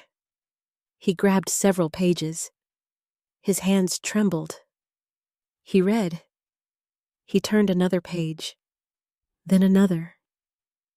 The confidence slowly disappeared from his face. Victoria looked terrified. "Dad?" Charles ignored her. One of the board members stepped forward. "Those signatures are legitimate." Another executive nodded. "I've seen these records." The room became restless. Guests began whispering. "What's happening? Who is she? Is this real?" Several investors looked concerned. Others appeared shocked. For years, Charles Bennett had stood as the face of Bennett Industrial. Nobody imagined an elderly woman in a blue dress owned the company. Michael looked at me. "You own Bennett Industrial." I nodded slowly. "Your father and I did." His voice shook. "All these years." "Yes." He stared at me. "Why didn't you tell me?" I looked at him. "Because your father wanted you to build your own life." Michael looked completely lost. Victoria finally spoke. "You lied to us." I turned toward her. "No." She looked stunned. "You let everyone think you were poor." "I never told anyone I was poor." Charles slammed the documents onto the table. "This is ridiculous." Harold remained calm. "The documents were filed years ago." Charles looked furious. "I built this company." I answered quietly. "No, you managed it." The room became silent again. That sentence hurt him. Because it was true. William and I had invested when the company was struggling. We had protected it during difficult years. We had purchased additional shares. We had saved it more than once. Charles ran the company, but ownership belonged elsewhere. Rachel Morgan finally spoke. "The records are accurate." Several executives nodded. Thomas Reynolds added, "They've always been accurate." Charles turned toward him. "You knew." Thomas lowered his eyes. "I knew there was a controlling owner." Charles looked betrayed. "You never told me." Thomas answered carefully. "It wasn't my information to share." Victoria suddenly looked at Michael. "Did you know?" My son looked shocked. "No." She turned toward me. "How could you keep this secret?" I looked at her. "You never asked about my life." She opened her mouth, then stopped. Because she knew it was true. She had asked about my furniture, my house, my clothes, my curtains, but never my life, never William, never my marriage, never my sacrifices, only appearances. Charles suddenly regained some confidence. He straightened his jacket. "So what exactly do you want?" I looked at him. "What do you mean? You've embarrassed me in front of everyone." I almost smiled. The irony seemed unbelievable. He thought I had embarrassed him. Not his lies, not his speech, not his insults. Me. "I didn't embarrass you." His eyes narrowed. "Then who did?" "You did." The words landed heavily. Several guests lowered their eyes. Others quietly stepped away. Charles looked around the ballroom. For the first time all evening, nobody stood beside him. Not the investors. Not the executives. Not even some of his friends. Truth changes rooms very quickly. Victoria began crying. Small tears at first, then larger ones. "This can't be happening." Michael looked at her. She grabbed his hand. "Say something." He didn't. For the first time that evening, he remained silent toward her. The same silence that had once hurt me. Charles turned toward the investors. "Ladies and gentlemen, there has clearly been some confusion." Harold interrupted. "There is no confusion." He removed another document. Several pages. Financial reports. Debt summaries. Board concerns. Charles immediately recognized them. His face changed. Fear. Real fear. "What are those?" Harold answered. "Current financial reports." The executives became tense. Rachel Morgan looked down. Thomas Reynolds folded his arms. I already knew what those papers contained. Debt. Losses. Poor decisions. Executive spending. Charles knew it too. One investor stepped forward. "Mr. Bennett." Charles forced a smile. "The company remains strong."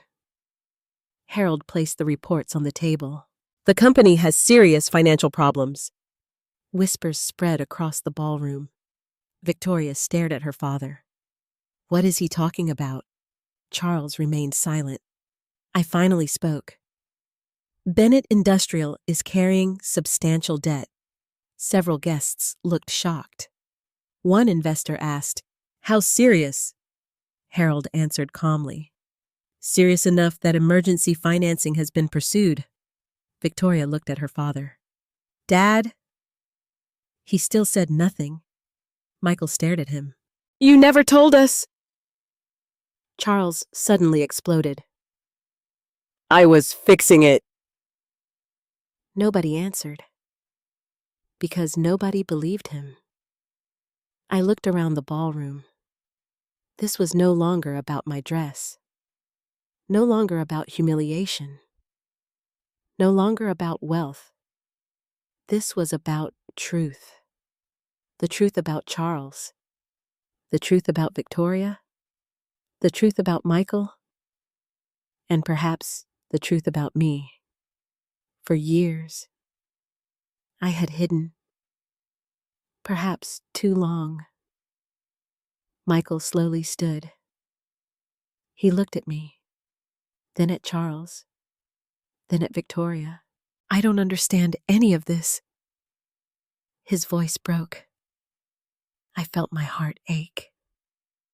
because my son had lost the ground beneath his feet.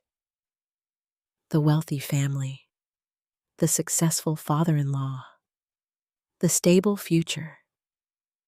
Everything suddenly looked different. Victoria grabbed his arm. Michael. He looked at her. Did you know? She shook her head immediately. No. But something in her expression worried him, and he noticed it. The room remained silent. Then Thomas Reynolds spoke quietly. Mrs. Kingsley saved this company years ago. Several executives nodded. Rachel Morgan added, Many employees wouldn't have jobs without the Kingsley investments. Guests began looking at me differently. Not the old woman in the blue dress. Not the embarrassing mother-in-law. Something else. Charles sat down heavily.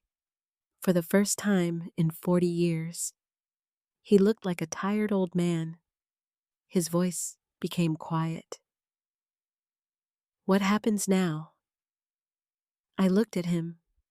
For years, I had never interfered, never attended meetings, never exercised authority. But tonight had changed everything.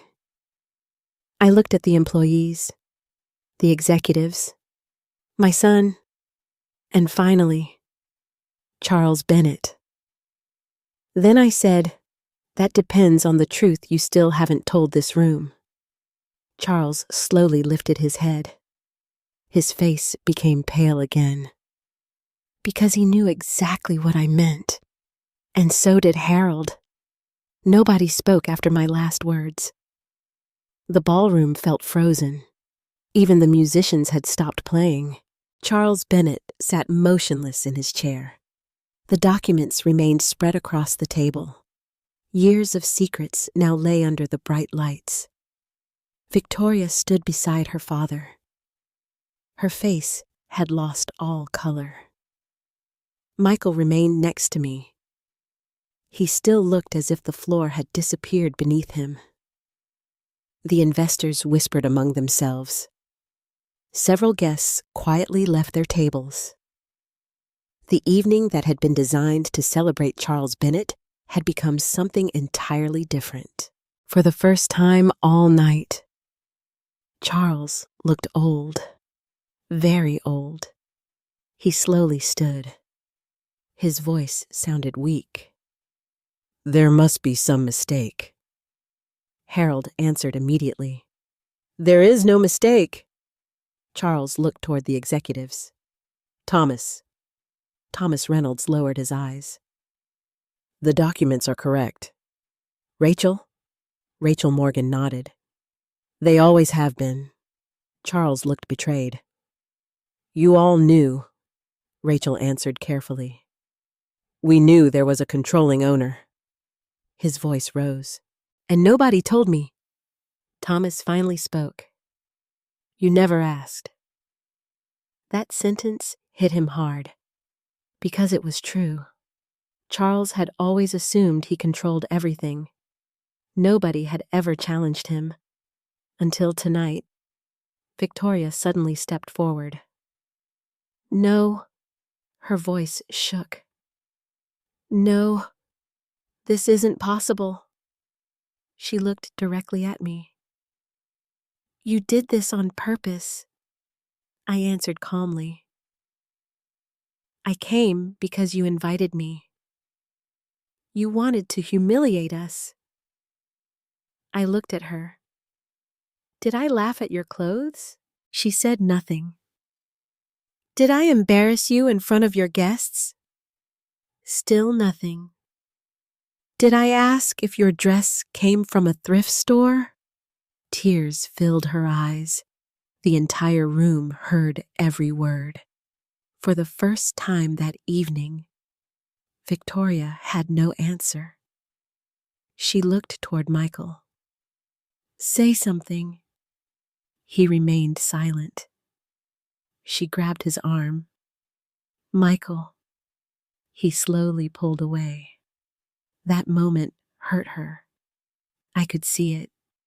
For years, she had always controlled the conversation. She controlled the image, the plans, the decisions. Tonight, she had lost that control. She looked at her father. "Dad, tell them."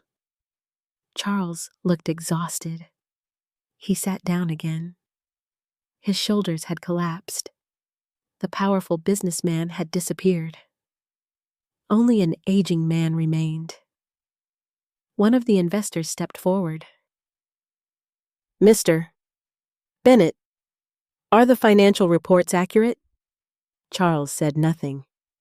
Another investor asked, "Is the company really carrying that much debt?" Still silence. Rachel Morgan finally answered, "Yes." The room became restless again. Several investors looked angry. Others looked frightened.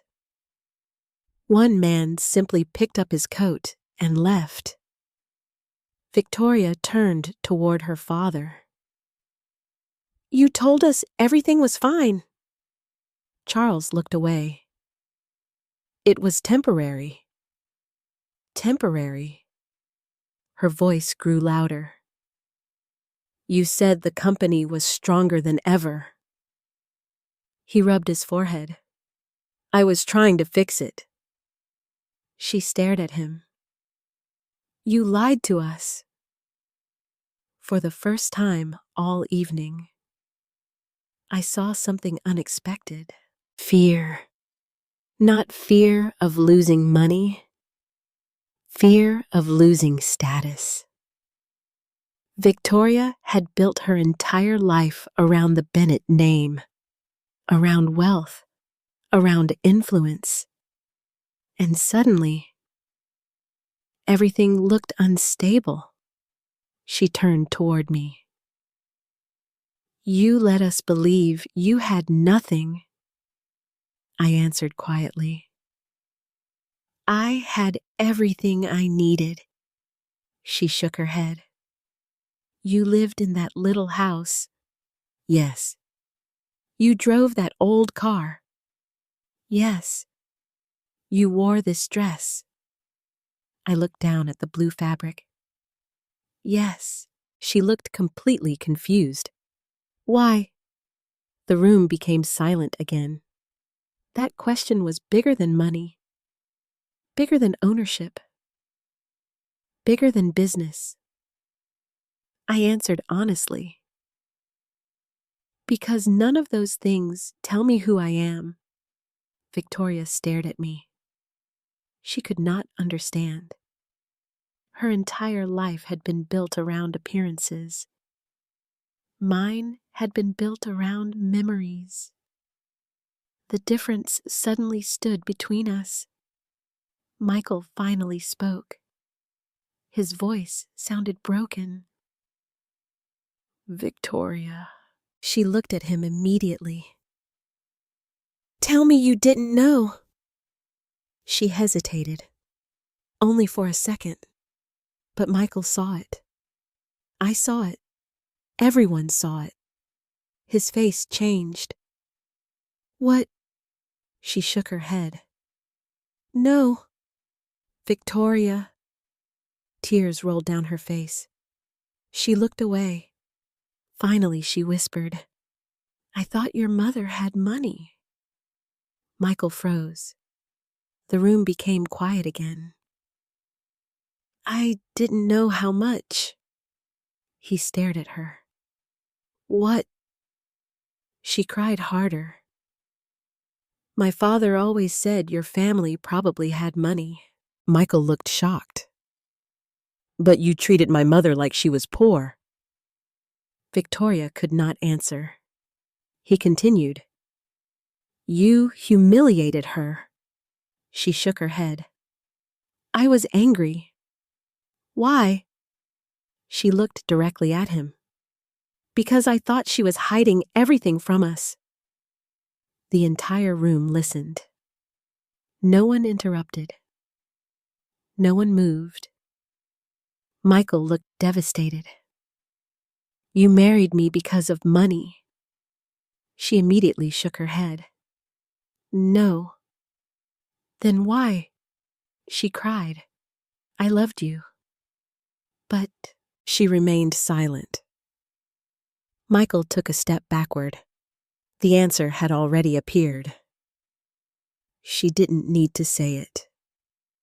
Charles suddenly stood. Enough. His voice sounded weak. Leave Michael out of this. I looked at him. For years, you involved him in everything. He looked at me. You don't understand. I almost smiled. No, Charles.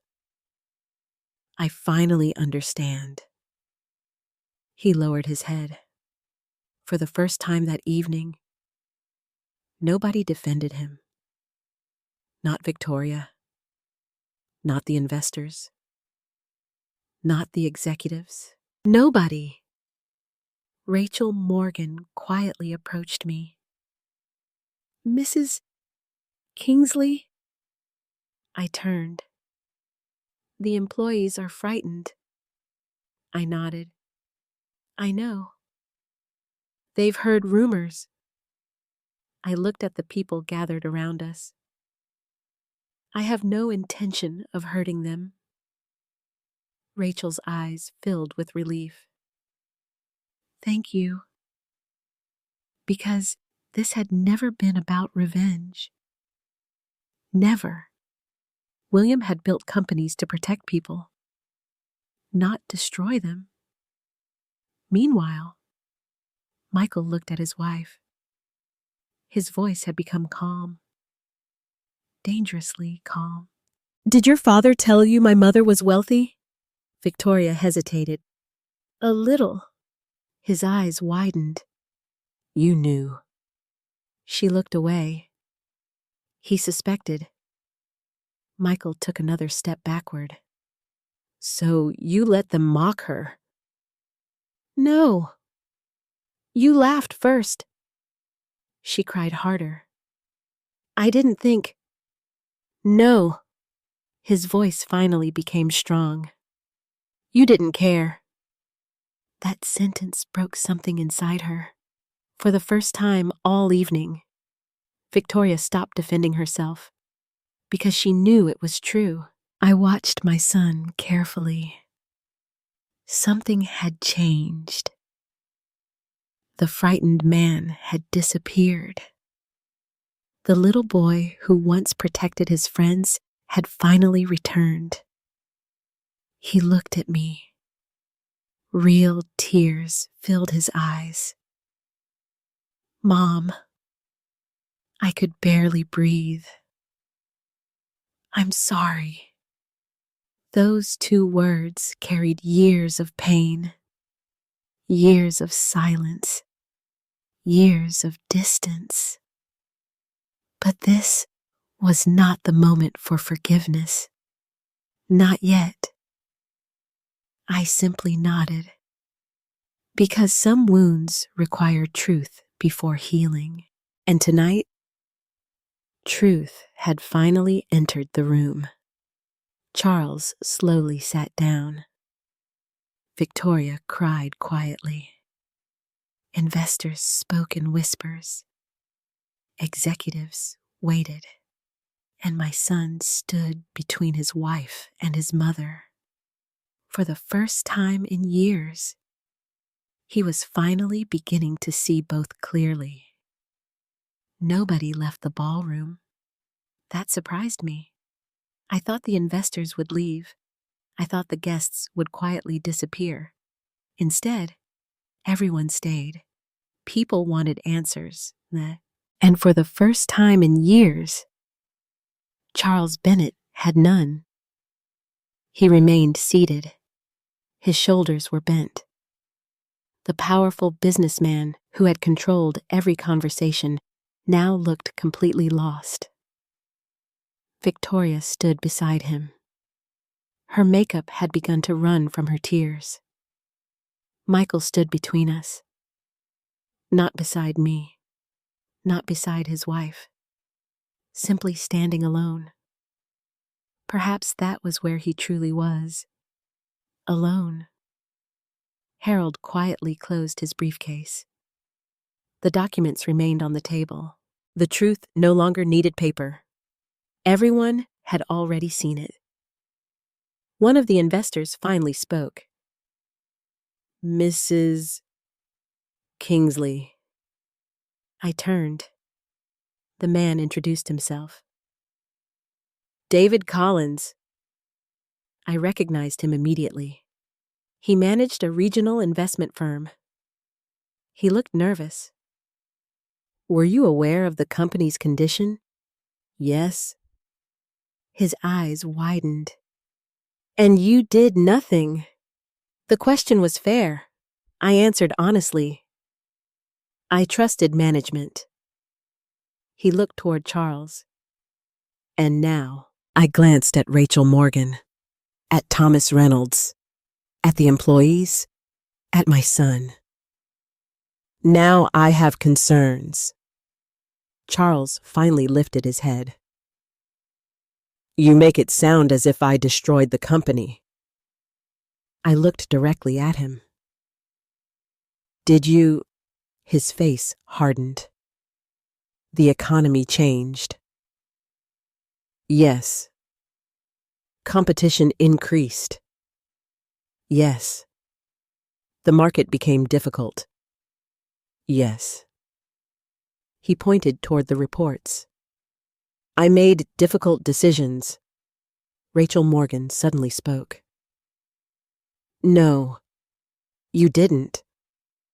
Everyone turned toward her. Rachel looked terrified, but she continued. You ignored recommendations. Charles stared at her. You should be careful. No. Her voice became stronger. For years, everyone has been careful. The room became silent. Thomas Reynolds stepped beside her. She's right. Charles looked shocked. Thomas continued. You ignored the board. You ignored the financial warnings. You ignored the employees. Charles stood. I built this company. Thomas shook his head. No. He pointed toward the workers sitting nearby. They built it.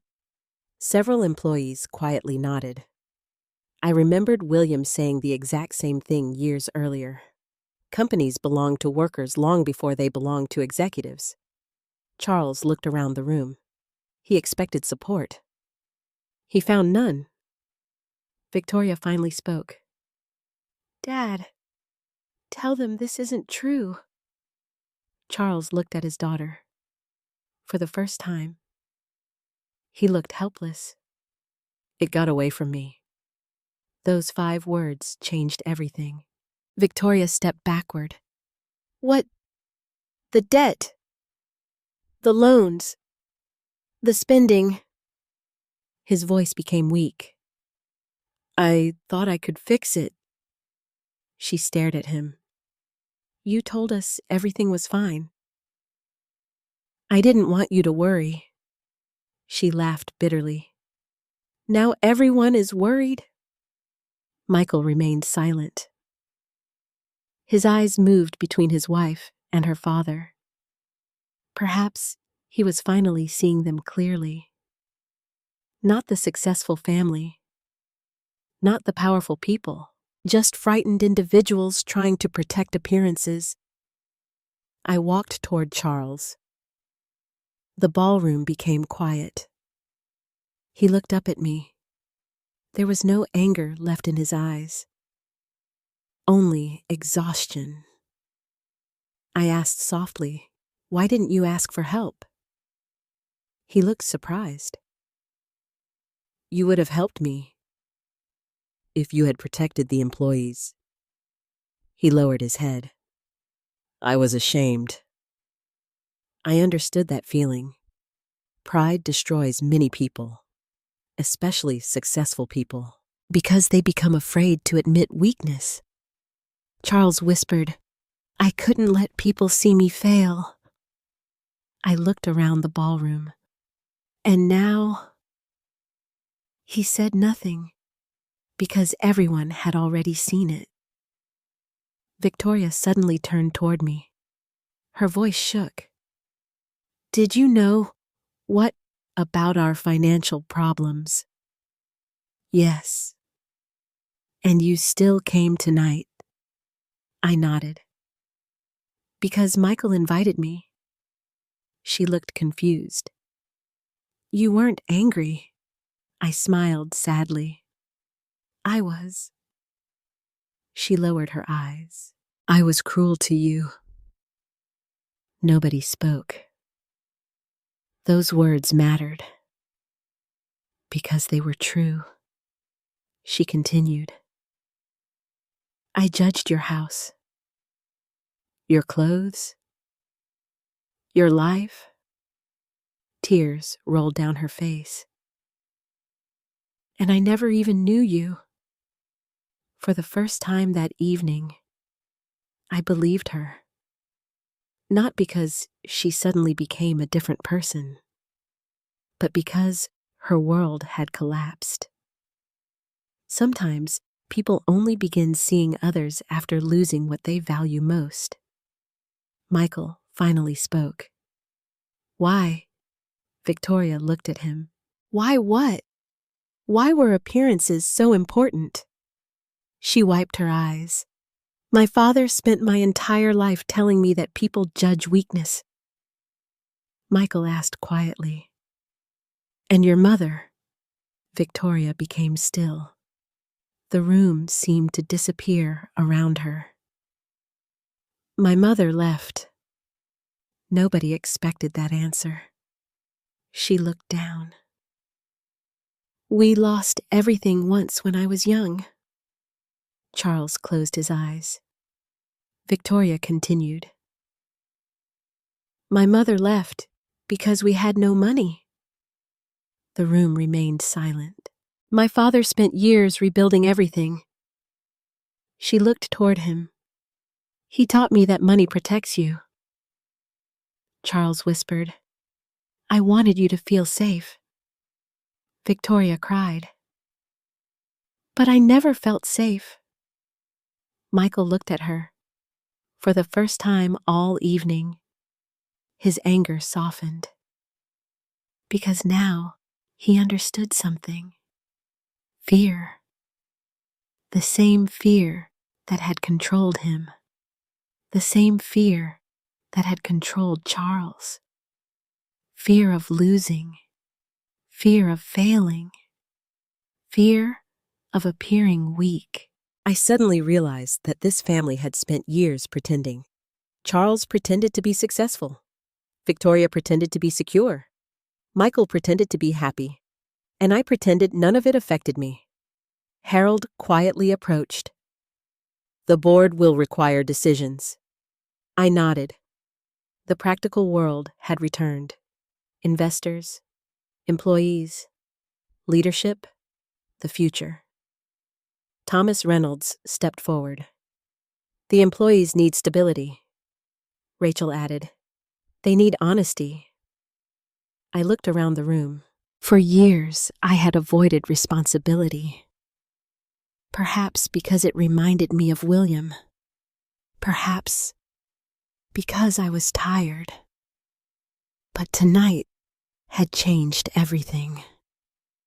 Michael looked at me. What happens now? I looked at my son, then at Charles, then at the employees, and finally at the blue dress. William had bought it when we had almost nothing. Tonight, it had become the strongest thing in the room. I took a slow breath. Tomorrow morning, we begin fixing the company. Charles looked surprised. You would still help, I answered honestly. I'm helping the employees. He lowered his eyes. And for the first time that evening, Charles Bennett began to cry. Not loudly, not dramatically, just quiet tears. Because the woman his daughter had mocked had become the only person willing to save him. I did not sleep that night. After the ballroom slowly emptied, Harold drove me home. The rain had stopped. The streets were quiet. Neither of us spoke much. The entire evening felt unreal. Victoria's laughter, Charles's collapse, Michael's apology, the ownership documents. Everything had changed in a single night. As we stopped in front of my house, Harold turned off the engine. "What will you do?" I looked at my porch, the same porch where William used to drink coffee every morning. "The right thing." He nodded. "That sounds like William." I smiled. "That's because he still tells me what to do." Harold laughed quietly. Before leaving, he said something important. "The board meeting starts at 9. I nodded. "I'll be there." For the first time in 12 years, I would walk into the company as its owner. The thought frightened me, not because of business, because it meant stepping back into the world William and I had once shared. The next morning, I opened my closet. The blue dress still hung there. I touched the fabric. Then I chose a simple gray suit. No jewelry, no expensive accessories. Only William's wedding ring. At 8:30, Harold picked me up. When we arrived at Bennett Industrial Headquarters, several employees stood outside. News had spread quickly. People recognized me. Some looked curious. Others looked worried. One older woman approached. "Mrs. Kingsley." "Yes." She looked nervous. Will people lose their jobs? That question mattered more than anything. I took her hand.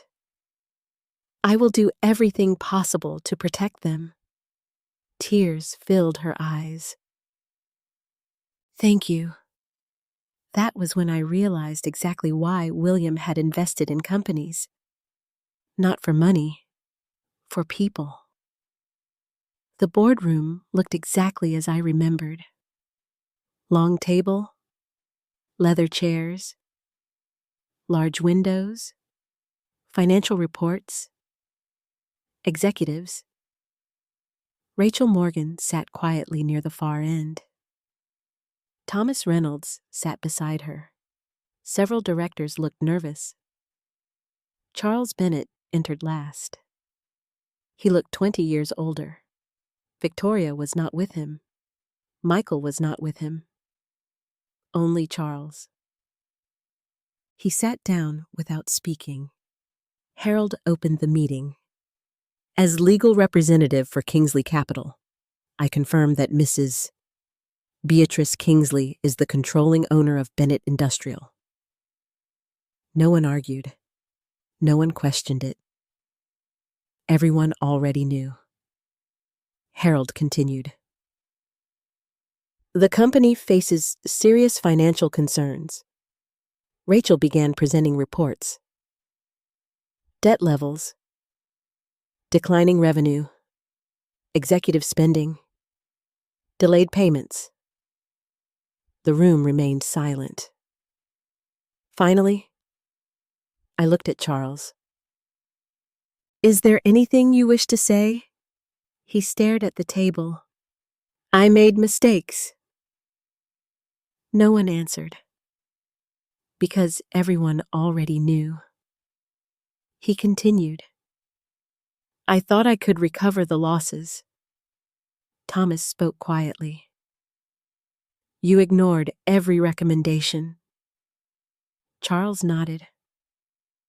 "Yes," Rachel added. "You rejected restructuring plans." He nodded again. "Yes." One board member asked, "Why?" Charles looked exhausted. Pride. The room became silent, because sometimes the simplest answer is the true one. Pride. He wanted to appear successful. He wanted to remain powerful. He wanted people to admire him. And in doing so, he nearly destroyed the company. I finally spoke. "How many layoffs are planned?" Rachel answered. "Nearly 300 employees." My heart sank. 300 families, 300 homes, 300 lives. I looked at Charles. "You approved this?" He nodded. "We needed to reduce expenses." Yes. I looked around the room. "No!" Everyone turned toward me. "The employees are not responsible for this." Thomas nodded immediately. Rachel agreed. Several board members agreed. Charles remained silent. For the first time in years, nobody followed him. The power had disappeared. Harold looked toward me. "The board requires a decision regarding executive leadership." Everyone knew what that meant. Charles knew it too. He slowly raised his eyes. For a moment, I saw something different. Not arrogance, not anger, regret. He spoke quietly. "I understand." I took a deep breath. This was not revenge. William had taught me that leadership requires responsibility, not punishment. Still, responsibility has consequences. I looked directly at Charles. "Effective immediately, you are removed as Chief Executive Officer." No one spoke. Charles closed his eyes. Perhaps he had expected it. Perhaps he had feared it for years. He simply nodded. "I understand," I continued. "You will remain available during the transition." Again, he nodded. The meeting remained silent. Then I looked toward Rachel Morgan. For years, she had warned management, protected employees, reported concerns, and nobody listened. "Rachel." She looked surprised. "Yes." "Would you accept the position of interim chief executive officer?" The room became still. Rachel looked shocked. "Me?" "Yes." Tears appeared in her eyes. "I've spent 20 years here." "I know."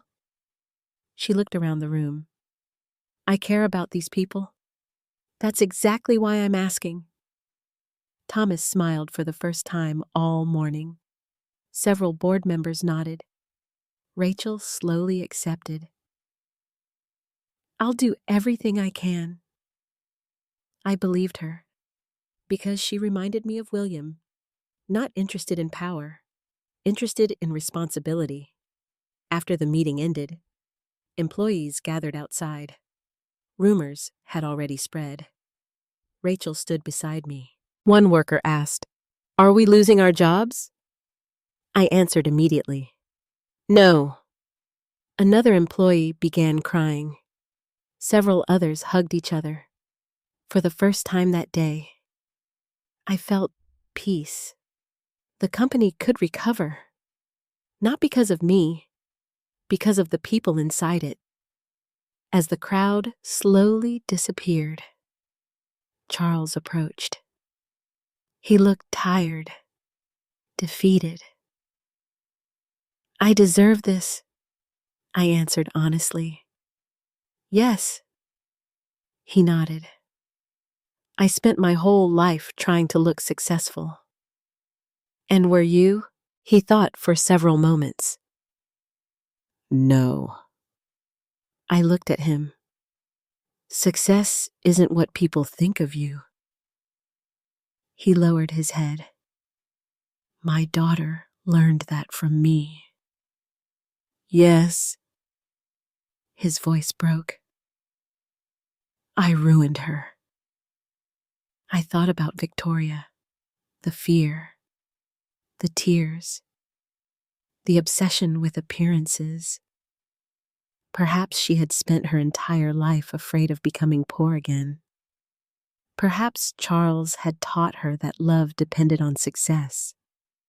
If so, he had hurt her more than anyone. As I prepared to leave, Michael arrived. He looked exhausted. He walked directly toward me. Mom! I turned. For several seconds, neither of us spoke. Then he said, I left the house. I looked at him carefully. Why? I needed to think. His eyes were red. I don't know who I've become. I reached for his hand. Neither of us spoke again, because some conversations cannot happen in one day. Some healing takes time, but for the first time in years, my son had come to me. Not for money, not for answers, simply because he needed his mother. Michael moved into a small apartment 3 days later. He called me before sunrise. Mom. I had already been awake. I'm here. His voice sounded tired. I left. I sat quietly at my kitchen table.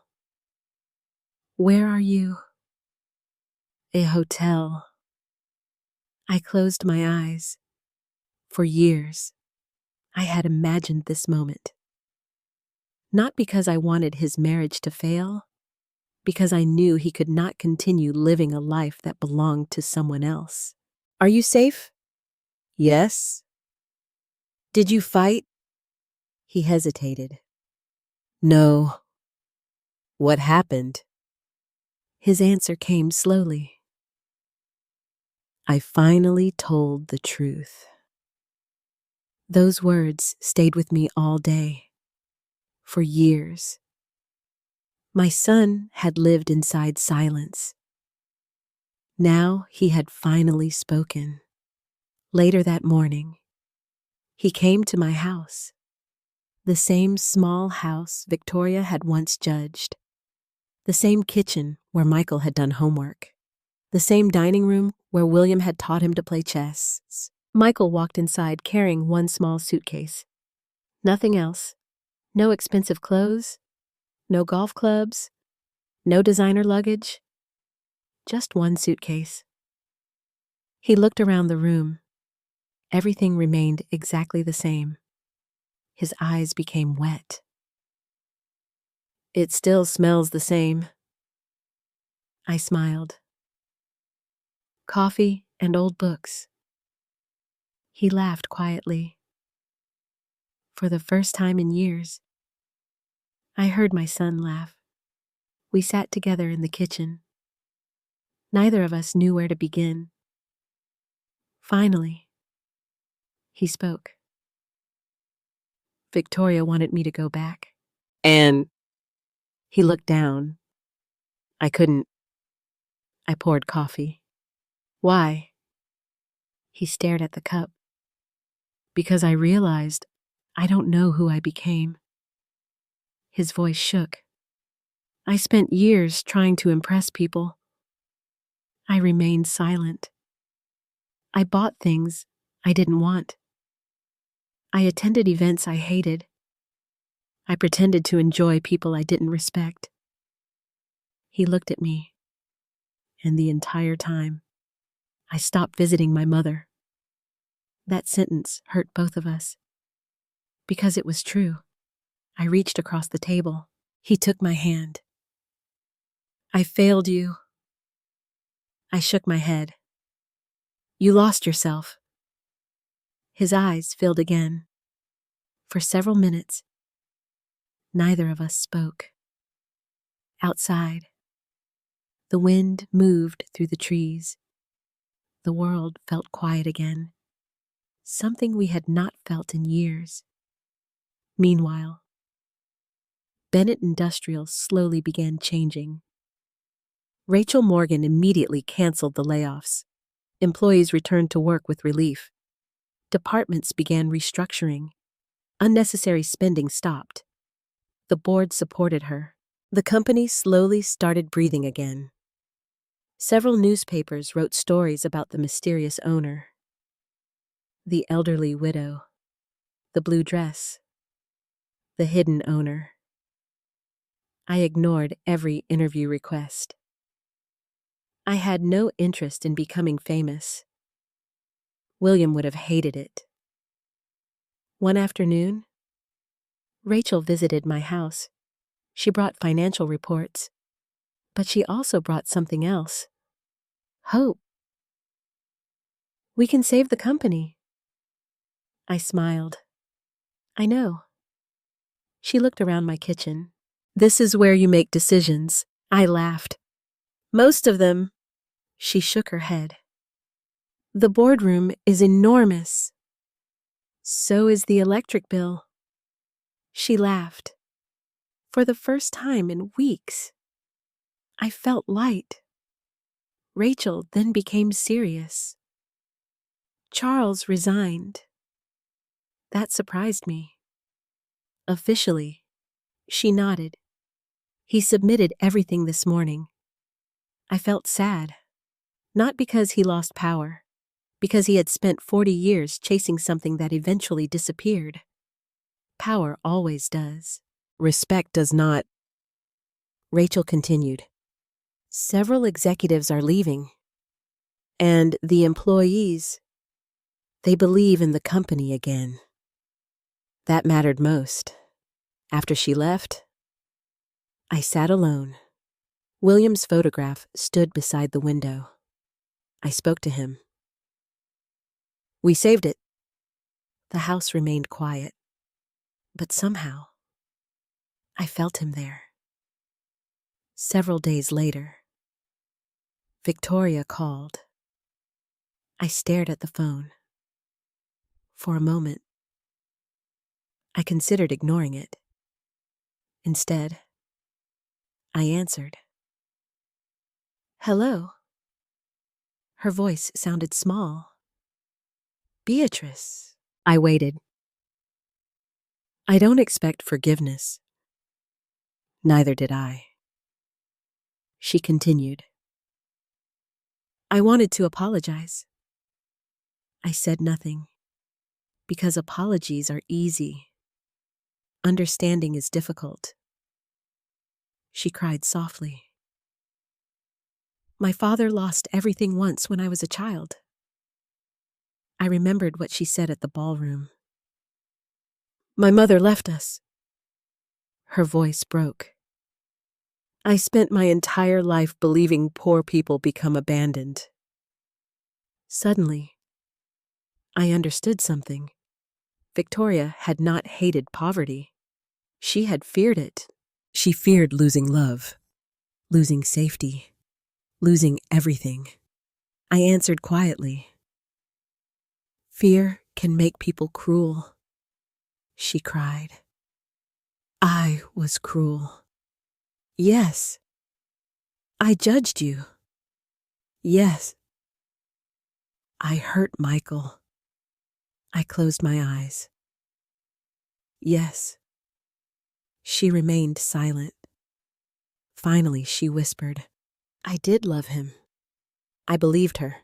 Perhaps not perfectly, perhaps not wisely, but I believed her. After the call ended, I sat alone for a long time. People are rarely entirely good, rarely entirely evil. Sometimes they are simply frightened. Michael began visiting every weekend. We cooked together. He repaired things around the house. He mowed the lawn. One afternoon, he found William's old toolbox. He smiled. Dad loved this thing.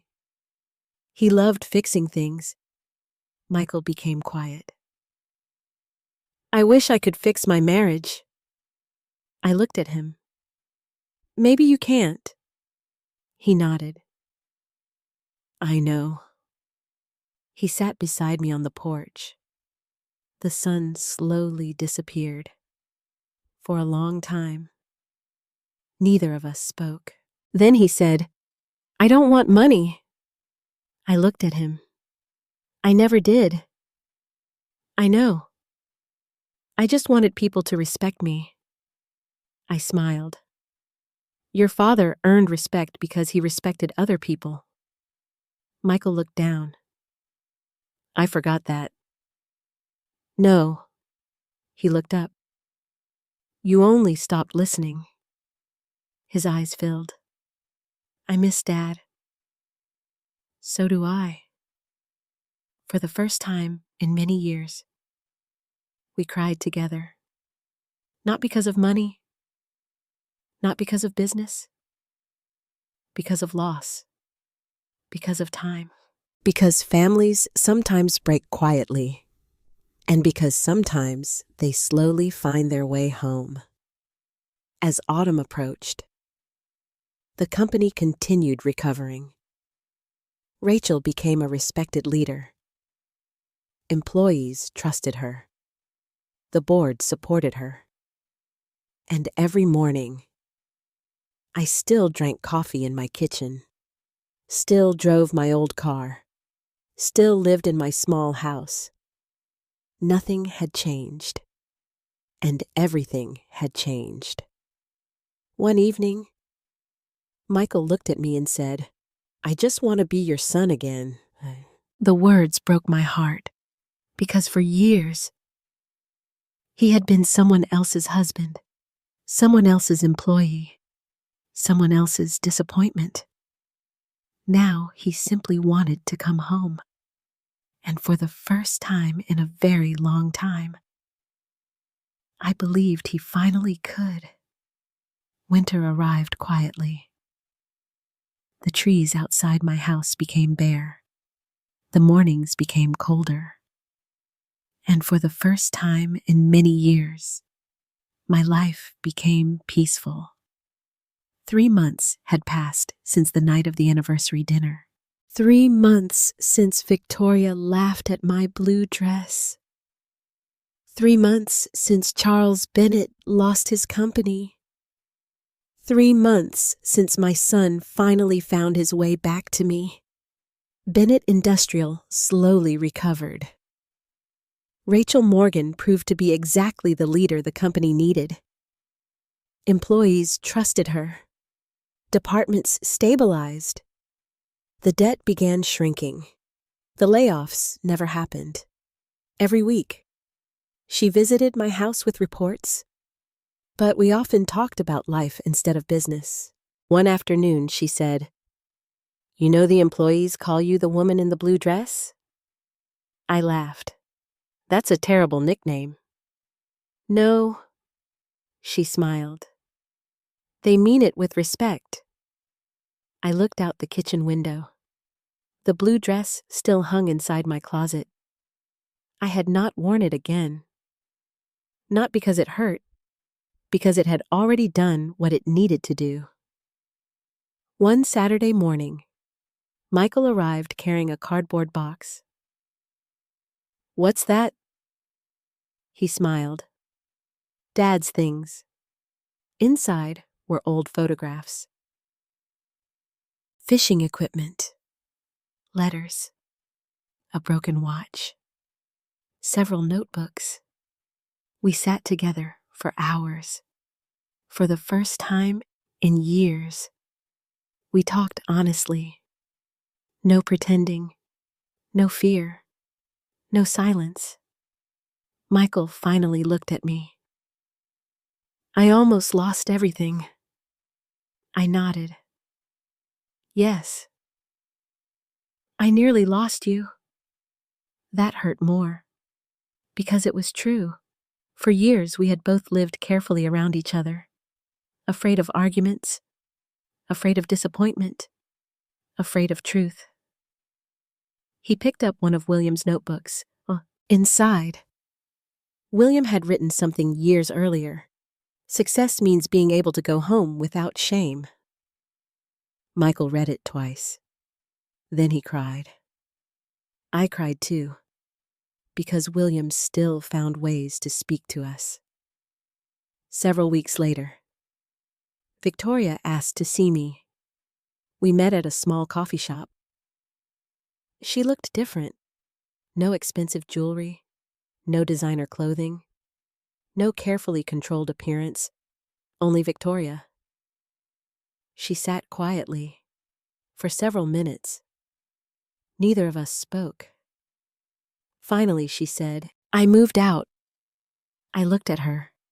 She nodded. My father is living with my aunt. I felt sad for both of them. Not because they lost money, because they lost themselves. Victoria looked down. I started seeing a counselor. That surprised me. She smiled weakly. Apparently, I have serious issues with money. I almost laughed. Most people do. She became serious. I spent my whole life believing that if I lost money, everyone would leave me. I remembered her mother, the fear, the abandonment. Everything finally made sense. She looked at me. I judged your dress because I was terrified of becoming you. I remained quiet. She continued. An older woman, living alone, driving an old car. I smiled softly. And now, tears appeared in her eyes. Now I think you might be the strongest woman I've ever met. For the first time, I saw no pride in her, no competition, no arrogance, only honesty. She whispered, I'm sorry. This time, I believed her, because apologies are different when they cost something. She had lost her marriage, her image, her certainty, and now she stood before me with nothing except truth. I reached across the table. She began crying. We sat there quietly. Not friends, not enemies. Simply two women who had both been afraid. Michael and Victoria eventually separated, not because of one argument, not because of money, because both of them needed to become different people. They remained respectful. They spoke honestly, and perhaps that was their first real act of love. One evening, Michael sat beside me on the porch. Snow had begun falling. The world looked peaceful. I spoke to Victoria today. I nodded. How is she? Better. He smiled sadly. So am I. I looked at my son. The expensive suits were gone. The tension was gone. The fear was gone. For the first time in years. He looked like himself. He asked, Did Dad know this would happen? I smiled. Your father knew people. Michael laughed softly. He really did. We sat quietly. Then he looked at me. Why didn't you tell me about the company? I thought about William, the investments, the promises, the years of silence. Because your father wanted you to build your own life. Michael nodded. And I built the wrong one. No. He looked at me. You built the life you needed in order to understand yourself. His eyes became wet. I wish Dad could see me now. I smiled. I think he can. Several weeks later, Bennett Industrial held another gathering. This one was small. Employees only. No investors, no reporters, no expensive decorations. Rachel asked me to speak. I almost refused. Public speaking had never been my strength, but I stood before the employees, hundreds of people, families, workers, men and women whose lives depended on the company. I wore the blue dress. The entire room became quiet. I looked at them. Then I spoke. My husband bought this dress 40 years ago. Several people smiled. I wore it because it reminded me who I was. I looked around the room. Never allow anyone to decide your value. The room remained silent. Money changes. Titles disappear. Companies struggle. But character remains. Many employees began crying. Some applauded. Others simply listened. I looked toward the back of the room. Michael stood there. Beside him stood Victoria. Not together, but both listening, both changing. For the first time, I felt complete. That evening, I returned home. I hung the blue dress inside my closet. I touched William's photograph, and I finally understood something. The dress had never been old.